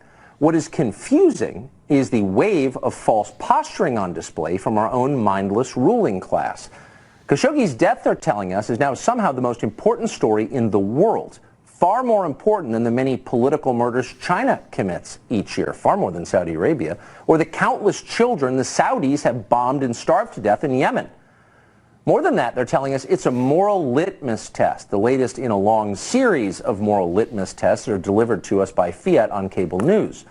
Support this, don't support that, otherwise you're a bad person. That's the message of almost every show. Share my beliefs or you are damned. Now, in this case, it's a little confusing because keep in mind, these are the same people, the ones commanding you to hate the Saudis, who just months ago were uncritically repeating Saudi talking points right from the embassy. Remember when we bombed Syria last spring and bombed it the year before? Well, the Saudis pushed that. Everyone knew that. It might have been nice to hear that on television. We could have used some media skepticism at the time, but no. Only this show pretty much brought that up. The rest of the press loved it. They love all wars. The more distant and the more pointless, the better. Okay, but spare us the theatrics now. So he's right about a lot of things in that. I agree with probably 90% of what he's saying. And the ends to which he's using it are, this is another reason to hate liberals. This is an internal conversation in the United States, and the conclusion should be to roll your eyes at anybody who expresses any commitment to humanitarian concerns. You see how he flips that? If he said, these people are full of shit, they're concerned about this horrific incident, but they have nothing to say about the structure of U.S.-Saudi relations, which are the way they are because of oil companies, because of the way we've designed our economy. They have nothing to say about, well, he didn't actually say it's not just the Saudi war in Yemen, it's our war in Yemen. And if you want, and in fact, they are right in a limited sense that having an ally have a U.S. resident go into an embassy and murder him there, that's actually pretty unusual. And that is the type of thing that if it goes unchecked means that the next range of things that were unacceptable escalate. And that is actually where, I'm sorry to say, liberals are right. That actually leads to the type of thing where maybe the Chinese do start doing that type of thing. Maybe it leads back to like in the 70s when the Chilean dissident was blown up in D.C. with Kissinger's knowledge, as far as I understand. Maybe that becomes more of a regular thing. So that's why it matters in and of itself. But the point is that he'll take a lot of points that are absolutely correct, but he will zero in on a generalized hate of elites and delegitimize the whole thing, which is, hey, you know what? Let's do something about Yemen. Let's do something about Saudi relationships. And by the way, if you want to do something about Saudi relationships, the other thing that's a major factor here is the amount of Saudi money parked in New York real estate and in Silicon Valley, and probably Elon Musk's company pretty soon as well. And that's when you get to the real structure of hypocrisy and elites and capitalism, which is that when money's at stake, nobody gives a fuck. And that is something that Tucker Carlson will not have much to say about because he doesn't have a redistributive agenda. He has a exploit your grievances agenda. Yeah, and he's only talking about this now because it's useful to fascism, right? That's right. Like I was looking for previous times he's talked about Yemen, and it's only ever in the context to defend defend Assad, basically, right? Right. I'll use it to defend another fascist. Yeah. Not to say that what's happening in Yemen and Syria, which implicates, if you include those countries, basically every major regional and every major global power in crimes against humanity. Yeah.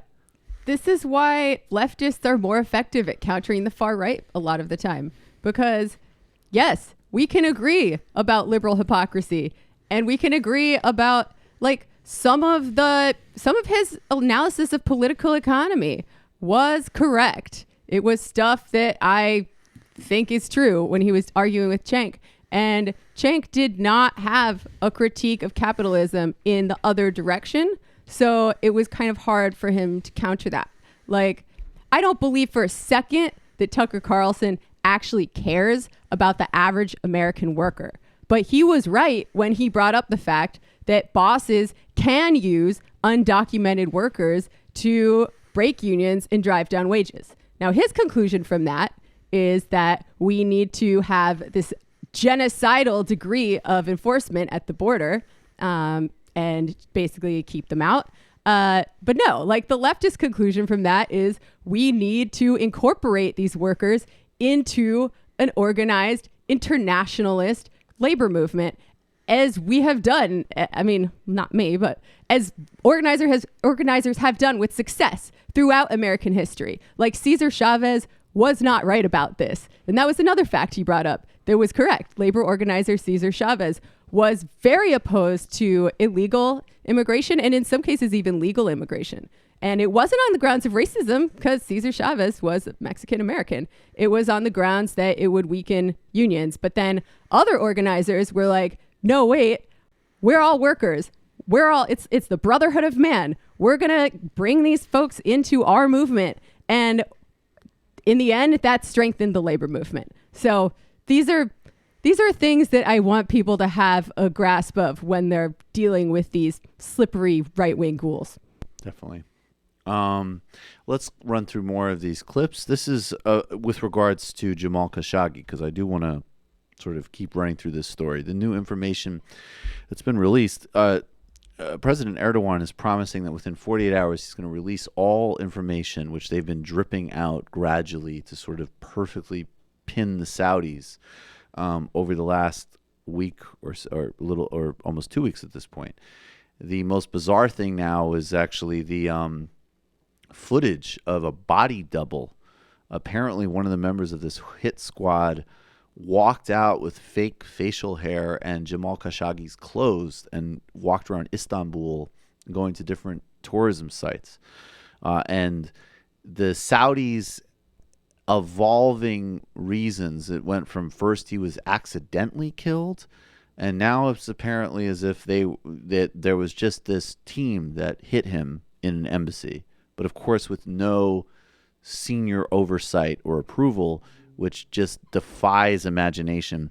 This is an Al Jazeera clip. It begins with a clip with the Saudi foreign minister whose first interview was granted to Fox News, which is interesting. Weird. In regards to this conversation. I wonder why that might be.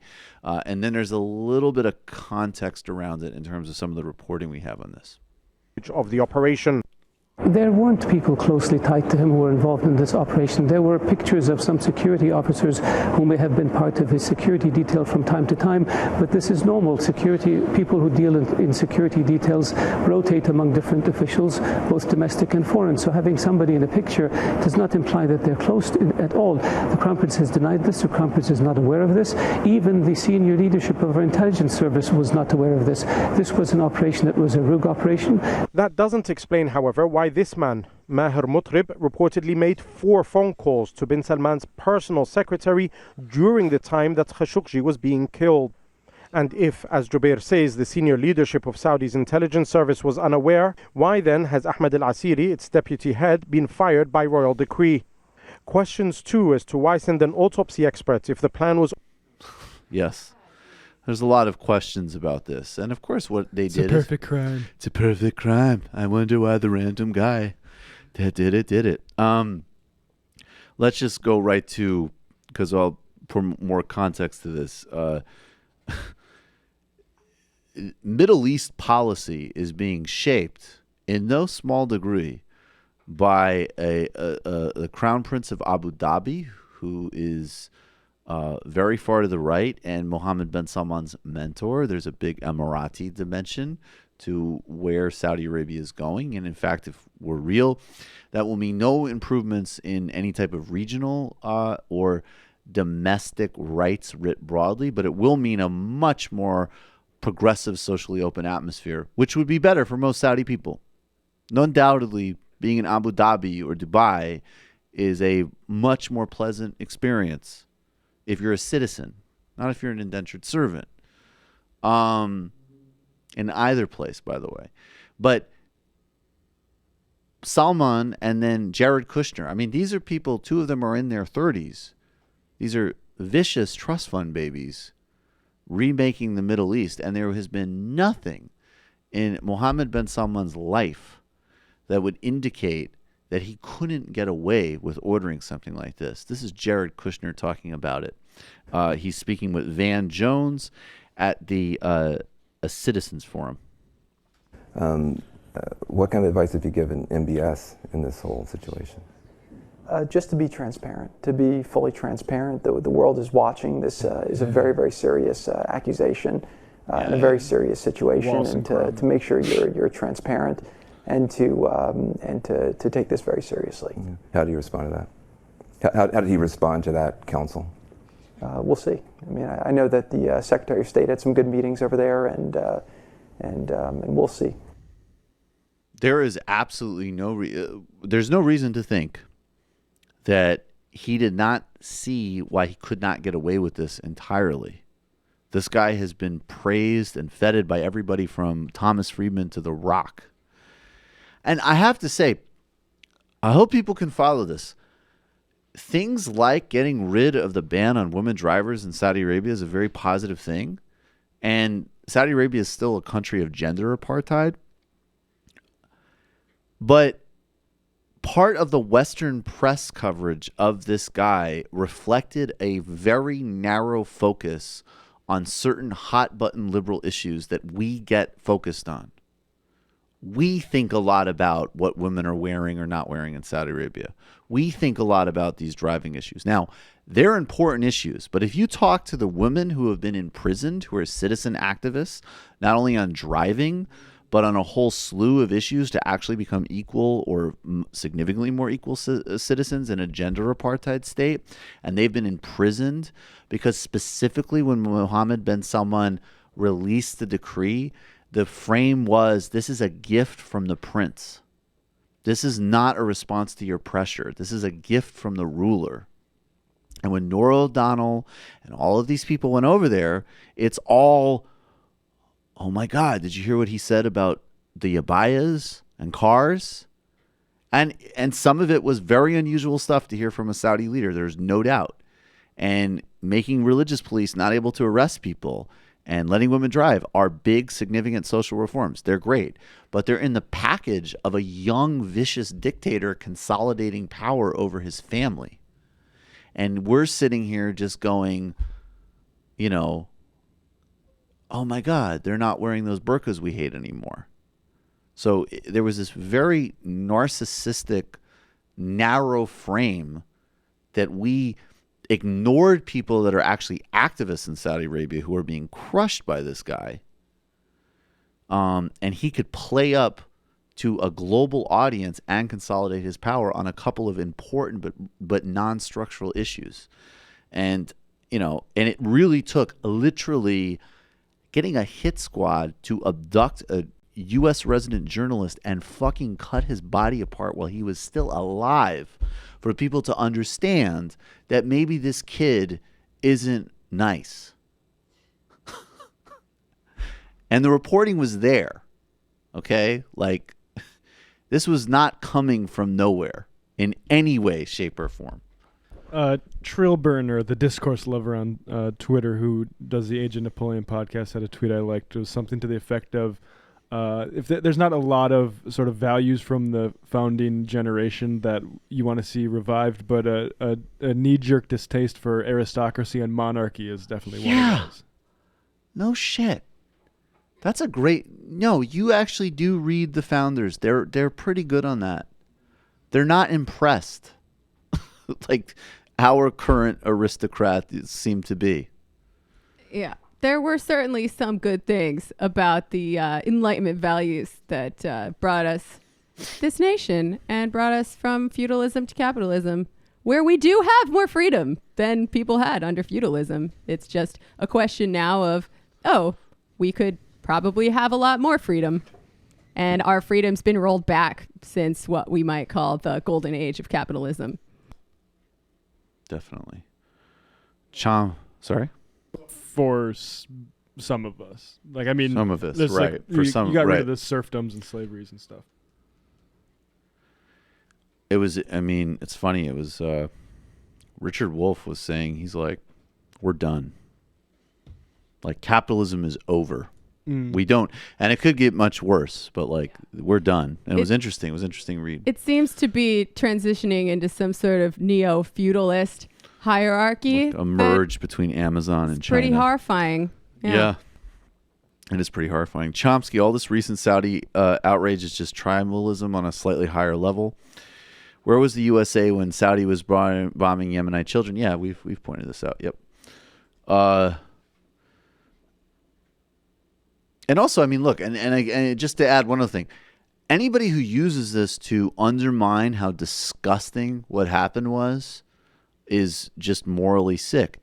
And Jamal Khashoggi, like, he doesn't need to be a hero or a pure being for this to be absolutely wrong. And in some ways, what the point of this is, what makes it so gangster, in like a very literal sense of the word, is that he wasn't a dissident. He wasn't. He was a guy who wanted a more sensible, he supported those reforms, but he didn't want it in the context of a preening, vicious prince. And he had relationships and support with rival members of the Saudi monarchy. So he was nobody who was, he never talked about getting rid of the House of Saud, and he was close to the House of Saud. And that underlines even that much more how brazen this shit is. Yeah, hence the widespread outrage, right? Because it's not like he's some sort of dissident. His relationship to power there was the relationship a lot of our journalists have to our power structures. Right. Exactly.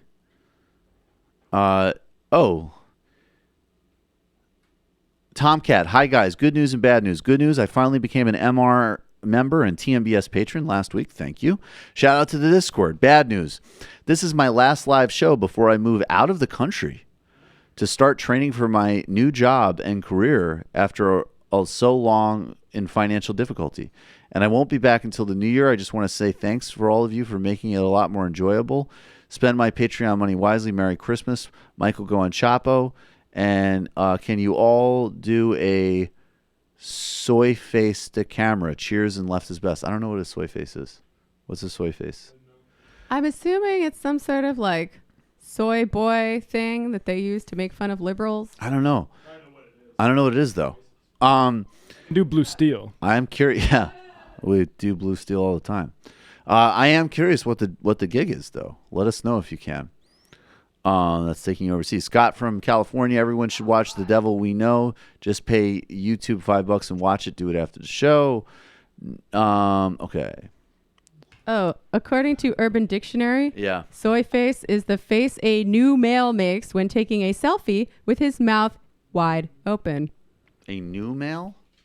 Yeah, I have to go to another Urban Dictionary entry to see what they mean by new male. New is spelled N-U. Okay. I'm going to say it's, this degraded form of feminized man who's been ruined by feminism and liberalism. I just can't do it, to be honest. It's just impossible. Yeah, his face just doesn't do that. Yeah, my face doesn't do that. Sorry. You're calling from a 517 area code. Who are you? Where are you calling from? That is a pretty gross face. Let's be real. 517, are you there? Hello, Michael. This is Matt. Can you hear me? Yeah, go ahead. Hi, Michael. This is Matt. I really liked your interview you guys did on TMBS, but also just in general with Matt Taibbi and kind of his relook at Noam Chomsky's manufacturing consent. Yep. A thing that I think that kind of gets overlooked is just FLAC and the concept of FLAC. Are you familiar with it? Yeah, but tell everybody. Yeah, so basically, kind of like right-wing organizations, as soon as there's some kind of narrative in the media that might be going against them, they kind of fire up the old FLAC machine, basically like a 1,000 times more powerful right-wing Media Matters, all kinds of think tanks and everything. And I was curious, Media Matters obviously does pretty good work, but in terms of kind of like the more reactionary reporting on local news, like it's basically just like a boomer scaring machine, and they just kind of just print and read police reports verbatim. Is there any kind of like grassroots effort you think would be helpful to kind of create a left-wing FLAC in that regard? Look at Expand Medicaid, Expand Idaho, and it's a spillover effect because you're countering all sorts of lies and propaganda from like the Koch network about what that means, but you're doing it through a real policy initiative that will save thousands of people's lives, and it happens naturally as a byproduct of that. I think, and then of course I think like that's part of what we do, and that's a part of like spreading. That's definitely alternative media platforms are really important for that. But I think writ large, I wonder if the left should think about projects that synchronize getting a policy or an action out there, and as part of that effort, naturally there's going to be propaganda debunking. Because and Media Matters does do some good work, but it also it's democratic, and I think more broadly, obviously it's not just going to be Republican talking points that we're debunking or getting slack from. It's going to be a whole range of things that you might have to deal with to build a more truly humane society. But I just think, but Luke was telling me that like some of that is happening as a natural consequence of getting people to back expanded Medicaid in a red state. Okay. Thanks. I appreciate that answer. I'll look into their kind of program and whatnot. Thanks, man. Appreciate the call. Can I add one thing? To the degree that it's possible, getting your information into the mainstream media is also very important. Definitely. And like, I write for mainstream publications, mostly because they pay the best, but also like, even if I have to water my politics down a little bit, it's really important that I get class politics in front of the people who read like NBC News. Learn how to write good press releases, because it helps reporters a lot. You're calling from a 612 area code. Who are you? Where are you calling from? Hi, Michael. This is Brenda. Hi, Brenda. It's good to hear from you. How are you doing? I'm doing great, but I'm a little bit concerned. Oh, okay. The New York Times recently had an article on the Trump administration possibly changing the definition of sex as to eliminate trans people. Yeah. And this would have far-reaching consequences. Yep. And so I'm calling basically to request that you get somebody address this on what the consequences would be, how they would affect people. Because Definitely. This is a time when it's something that could seriously affect me. The most immediate effect that I've read about is it would affect the bathroom debates in among trans in the military and in schools, and that doesn't affect me, but it could affect me in other ways because I get assistance and things like that. Right. I'm older. I get medical care. I don't know how this would affect me. And I don't care if the person you talk to is trans or just that they're informed, but I would really, really appreciate some expert coming or just you or Sam talking about it. Definitely. If you could find out what this would be. We're it's something that has me really worried. I hear you. Of course, yeah. We're I saw that today. I was out of the loop yesterday. Disgusting. Out of over the weekend, and I think and there's been a couple of stories in the Times where they've leaked some truly grotesque, horrifying policies. This policy, and also one on, I think, deporting or something with legal immigrants that had accessed government services, I think it was, if I'm recalling correctly. It hasn't actually been deployed yet. So, but no, I mean, that's on the docket. Definitely to get a guest, and also to not only talk about, more in depthly than I did today. I didn't. I basically just wanted to read up on it more. But that's something that we're gonna. But that's something that's just gonna be part of regular coverage. I think part of it, I do think, and this is both really disgusting and maybe, I don't know what the right word is, but some of those stories I see like it reads to me potentially less like policy and more like midterm base turnout. But obviously I wouldn't put anything past these people, and we're going to be all over it.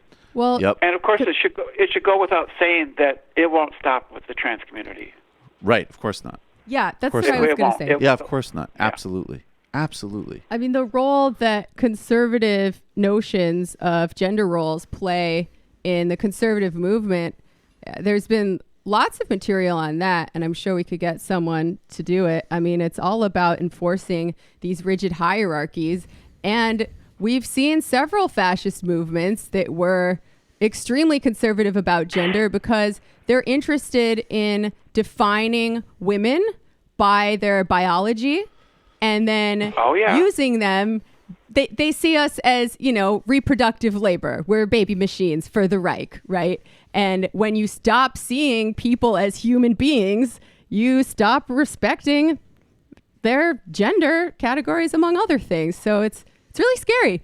I went to a talk at the Socialism Conference on the history of capitalism and the gender binary that I thought was super interesting. But that doesn't cover everything here, right? Because there are certain formations of capitalism that's perfectly fine with having trans people be full citizens. So it's...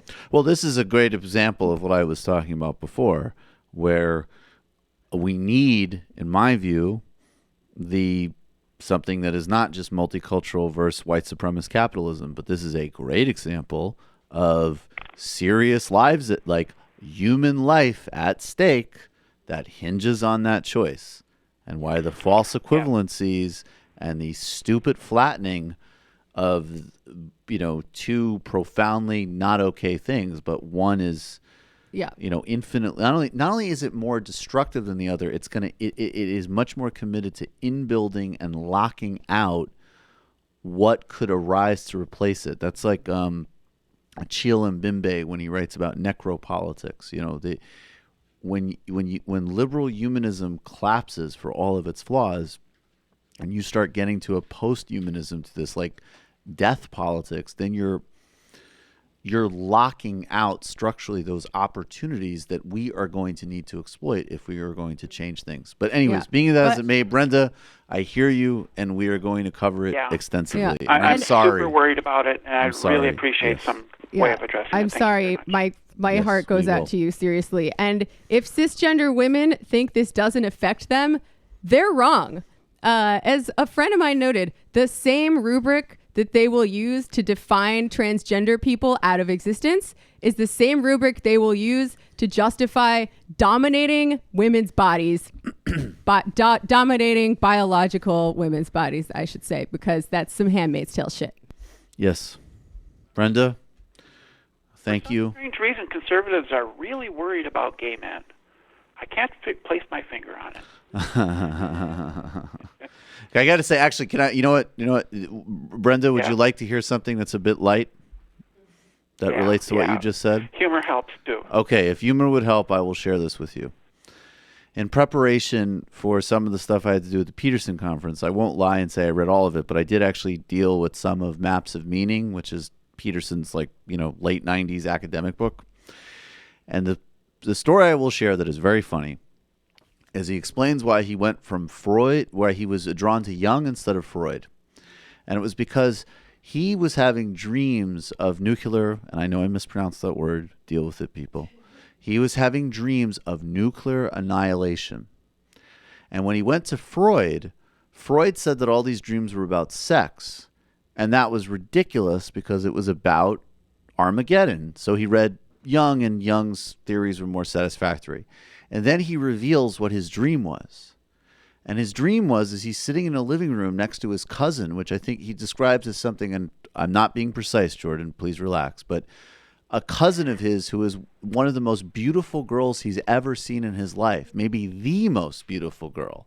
And he's sitting with her, and he's looking at her, and he's receiving her beauty. And then an atom bomb detonates. And definitely nothing sexual about that.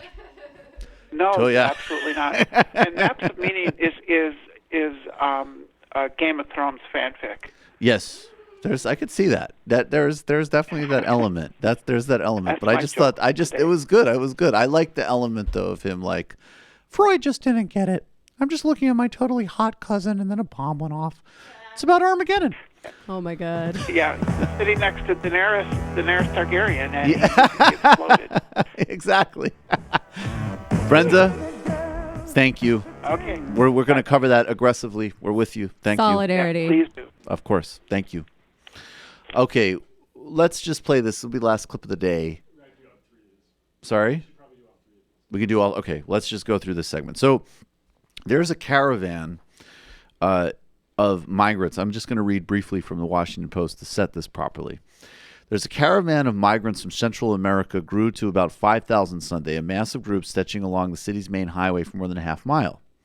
They spoke in different accents, fleeing different disasters, joblessness in parts of Honduras, a mounting political crisis in Nicaragua, cities in Guatemala where they are sure their children will be languished as they had. And then there were the deportees. Many of the migrants had previously lived in the United States for years or even decades, joining the caravan to reunite with their children or resume their old jobs. They were undeterred by the American authorities who had apprehended them, or the U.S. president who promised to keep them out. Some of them had returned voluntarily to their homes long ago, but eventually determined that there was nothing there for them. Now they were traversing Mexico while President Trump tweeted about their journey, demanding that the migrants apply for asylum in Mexico before continuing north. It's time for me to get back to the United States. It's the country where I live, where I can live my life, unlike Guatemala, said Joe Briez, 36, who spent most of his childhood and teenage years in Los Angeles, attending kindergarten through high school there. This is a group of people who would almost certainly meet any fair legal definition of asylum, and have already been victims of very draconian laws that were actually signed into the 90s about if you have come here and you're a resident, you committed one felony, you're gone. So even the rapper Shine was big in the late 90s. He was involved in Bad Boy after Biggie's immigrated when he was a very small child from Belize. He was involved in an incident at a club with Puff Daddy and Jennifer Lopez, and he did a jail term, and then he was gone. Went to Belize. Charles Ogletree took his case, and he didn't win it.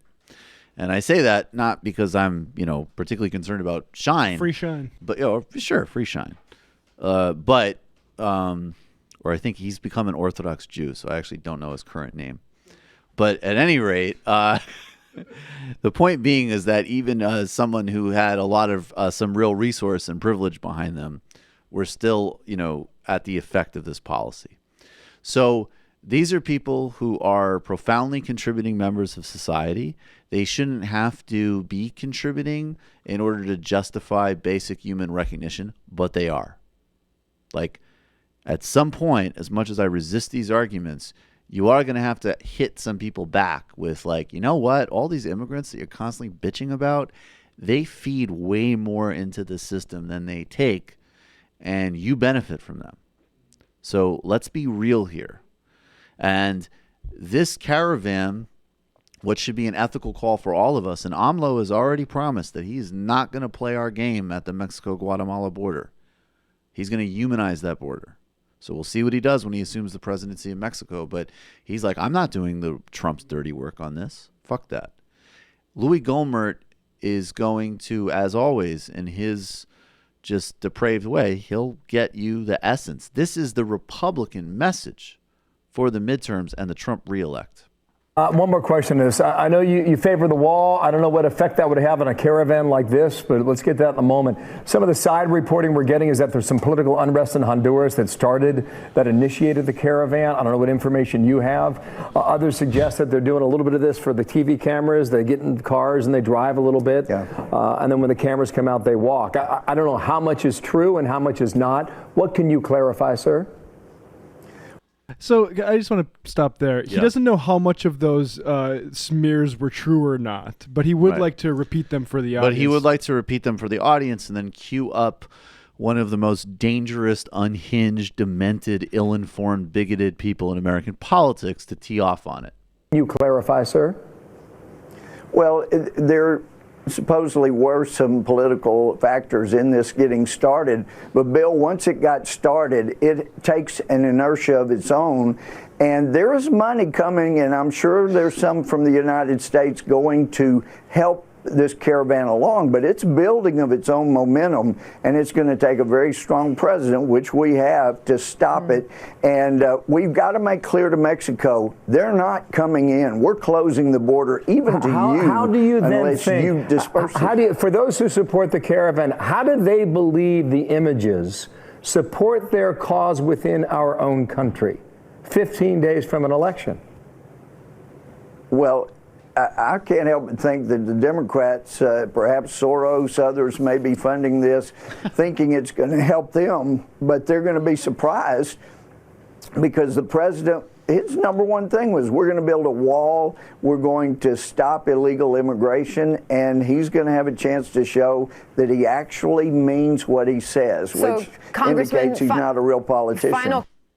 So, if we're going to do Alex Jones, this is the best that a racist white identity party could hope for in terms of ginning up paranoia and nonsense to get people to vote in the midterms. The reason that these people might not be anticipating the media response hits from their caravan is because they're fleeing things like political repression, cartel violence, and complete human misery, and they are pushed to such an extreme where they're actually trying to get into this country that is presided over right now by these cruel maniacs. So when you're in that life condition, you don't have time to assess how this is going to work in a 4 p.m. hit on Fox News. Now, the next part we're going to play, this is also from Fox. Is this 6 or 7? Let's go to 7. Okay. It's the one place you can look for some decency on Fox, is the independent voters. Right, and I think this is a really important thing here. It's very important to remember in these conversations that on a level of basic decency, there's actually a lot of people you can reach. And again, they might not be the most woke on everything. They might not use the right words. They might not get everything. Blah, blah, blah, blah, blah. Okay? And sometimes that's really important. Sometimes that isn't. But actually, we should have more confidence that a lot of Americans don't want to actually, in another example, define transgender human beings out of existence. Because maybe they're not well-versed in gender theory, but they're not cruel maniacs. And a lot of Americans are going to say, oh, a cartel threatened to kill your family if you stayed on a block? That actually is like the reality that the president's always lying and fear-mongering about. I sure wouldn't want to live in those conditions. Why can't we bring those people over here? Especially if they already lived here for a long time. I don't see have any problem with that because I'm a normal, well-adjusted human. And here is what it's like when a normal, well-adjusted human sentiment comes across on Fox News. It's very weird, obviously. There's a humanitarian crisis taking place in Central America, and yet this issue gets turned into a complete political football. There's very little honest discussion about what's actually happening. It gets turned into talking points. And Aaron? Yeah, treating this as an invasion is a bad idea, and it's going to end horribly if it is treated such as that way. So I think people have to realize, these are human beings coming here, and there needs to be a real solution offered in dealing with it. Sure, but the backdrop is the midterms, and so it all becomes political. Let's see what happens. Sure, but we're immoral sociopaths here, and I'm concerned that maybe a few members of our viewing audience might have actually had their conscience aroused for a second. So can we keep this about Republicans winning and losing? Please? Please. Human beings, could you cite a poll number, please? Do you want to play this last one? Sure. Okay, let's just finish the trifecta. This is how the prime Republican network is spinning this. And this is how specific it gets. And, of course, this is funny because it's wrong. And this is non-woke. This is back to belligerent, stupid Brian Kilmeade. I understand this New Mexican government is trying to do more and the president praised them. However, can you imagine a scenario? There isn't a New Mexican government yet. Go ahead. Imagine a scenario where they walked right through America to Canada. We would never allow that. That wouldn't be possible. But right now, what they're doing is en route to coming here, claiming asylum. Then, thanks to the Flores Amendment, they got to get there 20 days in detainment only. And then we got to give them ankle bracelets and let them loose. 90% of them cut the bracelets off. We never see them again. What does it say to everybody waiting in line, paying the fees through our normal processes? It says they're being played as fools for doing it the right way.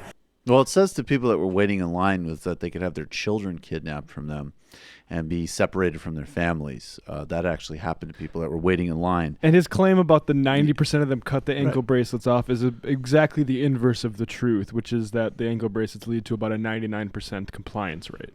So it's even more than an inverse of the truth. It's like 90% wrong plus 9. So Kilmeade, you're short, and get sunned by Jimmy Kimmel again, please. Right. And step on a jellyfish or some shit while you're on the beach contemplating your next history book, you fucking idiot.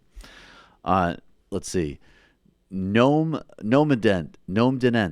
Hello, MR crew. Greetings from the hustings. Just a quick reminder that today is the day of municipal elections in Ontario, Canada. Voting is from 10 to 9. Please remember to bring a piece of ID, including a bank or water statement with your address. Same-day registration is allowed. Great. All right, we are taking one final call of the day. Sorry I can't get to all of you, but this is the final call of the day. You're calling from an 848 area code. Who are you? Where are you calling from?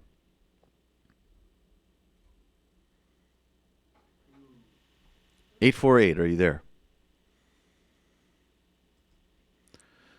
You're calling from a 917 area code. Are you there? Hello. Yeah, hello? Hello. So this is Ryan from New York. I feel like I lucked out because I stayed on after you called the 848 and everyone else hung up, so that's nice. Well done. So the reason I'm calling is so about single-payer healthcare. Not really a question. I actually wanted to share an insight I had a while ago about it, and just sort of see what you think. So people, and it's kind of a good one. I haven't seen it, and it's just a good way to frame it. So instead of thinking of just like single-payer healthcare, sort of frame it as single-payer criminal justice system, which is kind of like what we have. So it's not just like on one layer. We have like multiple layers of it. So we have like state, local police, federal agencies, and police. We have like 100-something federal police forces. On top of that, we have DAs, we have defense attorneys, we have judges, we have probation, we have parole, we have state, local, county jails. And just layered and layered and layered and layered. And if you have a criminal justice need, you will be like swiftly brought to a justice establishment, and they'll hold you for 30 years, and you don't have to pay a bill. And we're totally cool with that. So like, why? Well, here's what I'd say, because we do have to jump. Yep. One, I don't totally follow you, to be honest, and I think you could just say, hey, everybody gets health care, no bullshit. But I will say this. There's a political anecdote from, I think, 1993, which a guy named Harris Wofford got elected, or no, it was like 91. He got elected to the Senate in Pennsylvania, and his campaign actually was built around not single payer, but universal health care. And I think he came from a family of doctors, and one of his political consultants said, if the founding fathers weren't all lawyers, if they were all doctors, America would have had health care written into the Constitution, just like legal protections. And that's what you should say. So maybe there's something to it. It was a good ad campaign for Harris Wofford. Thanks, brother. Yeah, I mean, all right. Let's see. A few more IMs, and then we got to go. Attorney Andrew. Well, we kind of talked about the Friday debate. If you have further questions, do it tomorrow. Scrumpy Style. Glad you had a good time in Boise. It's a really great town. I spent the weekend in Eastern Oregon. Was very happy to see a lot of signs for Jamie McLaughlin Skinner running against Greg Walden, architect of Obamacare repeal. Not sure if she can win, but it's the most challenge I've seen against entrenched Republicanism in Oregon too. Walden's having to spend a lot on TV ads. That's a big race right there. Okay. And the final, I'm sorry, not getting to all IMs. The final IM of the day from Thames Darwin. Carlson is definitely working up his right-wing populist cred. All that rhetoric about the elites is a big tell. It's pretty hilarious when you consider his decidedly elite origins. It's like the Monopoly guy delivering the message. Thanks, everybody. We're back tomorrow. It might take all the strength I got to get to where I want, but I know somehow I'm gonna get there. I wasn't looking when I just got caught between the truth and the light bulb, but finding out won't make me feel any better. Yeah, I know the clock is ticking, but the meds are gonna kick in, and my pilot light shining bright.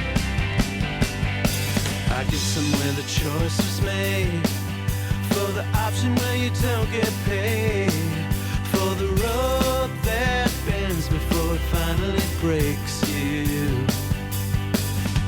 I guess somehow I lost my drive between the 101 and the 5. Do you know how far the detour takes you?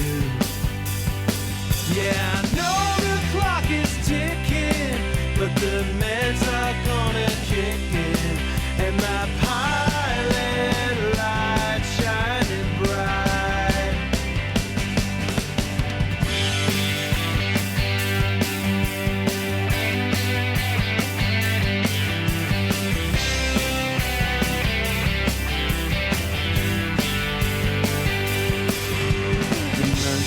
Into years while I shifted in and out of gear, waiting for my moment to happen. I don't know how much longer I can stay in, or how much more I got to pay to play in. I know somehow the lights got graded somewhere before the credits faded, but my pilot light shining, pilot light shining bright.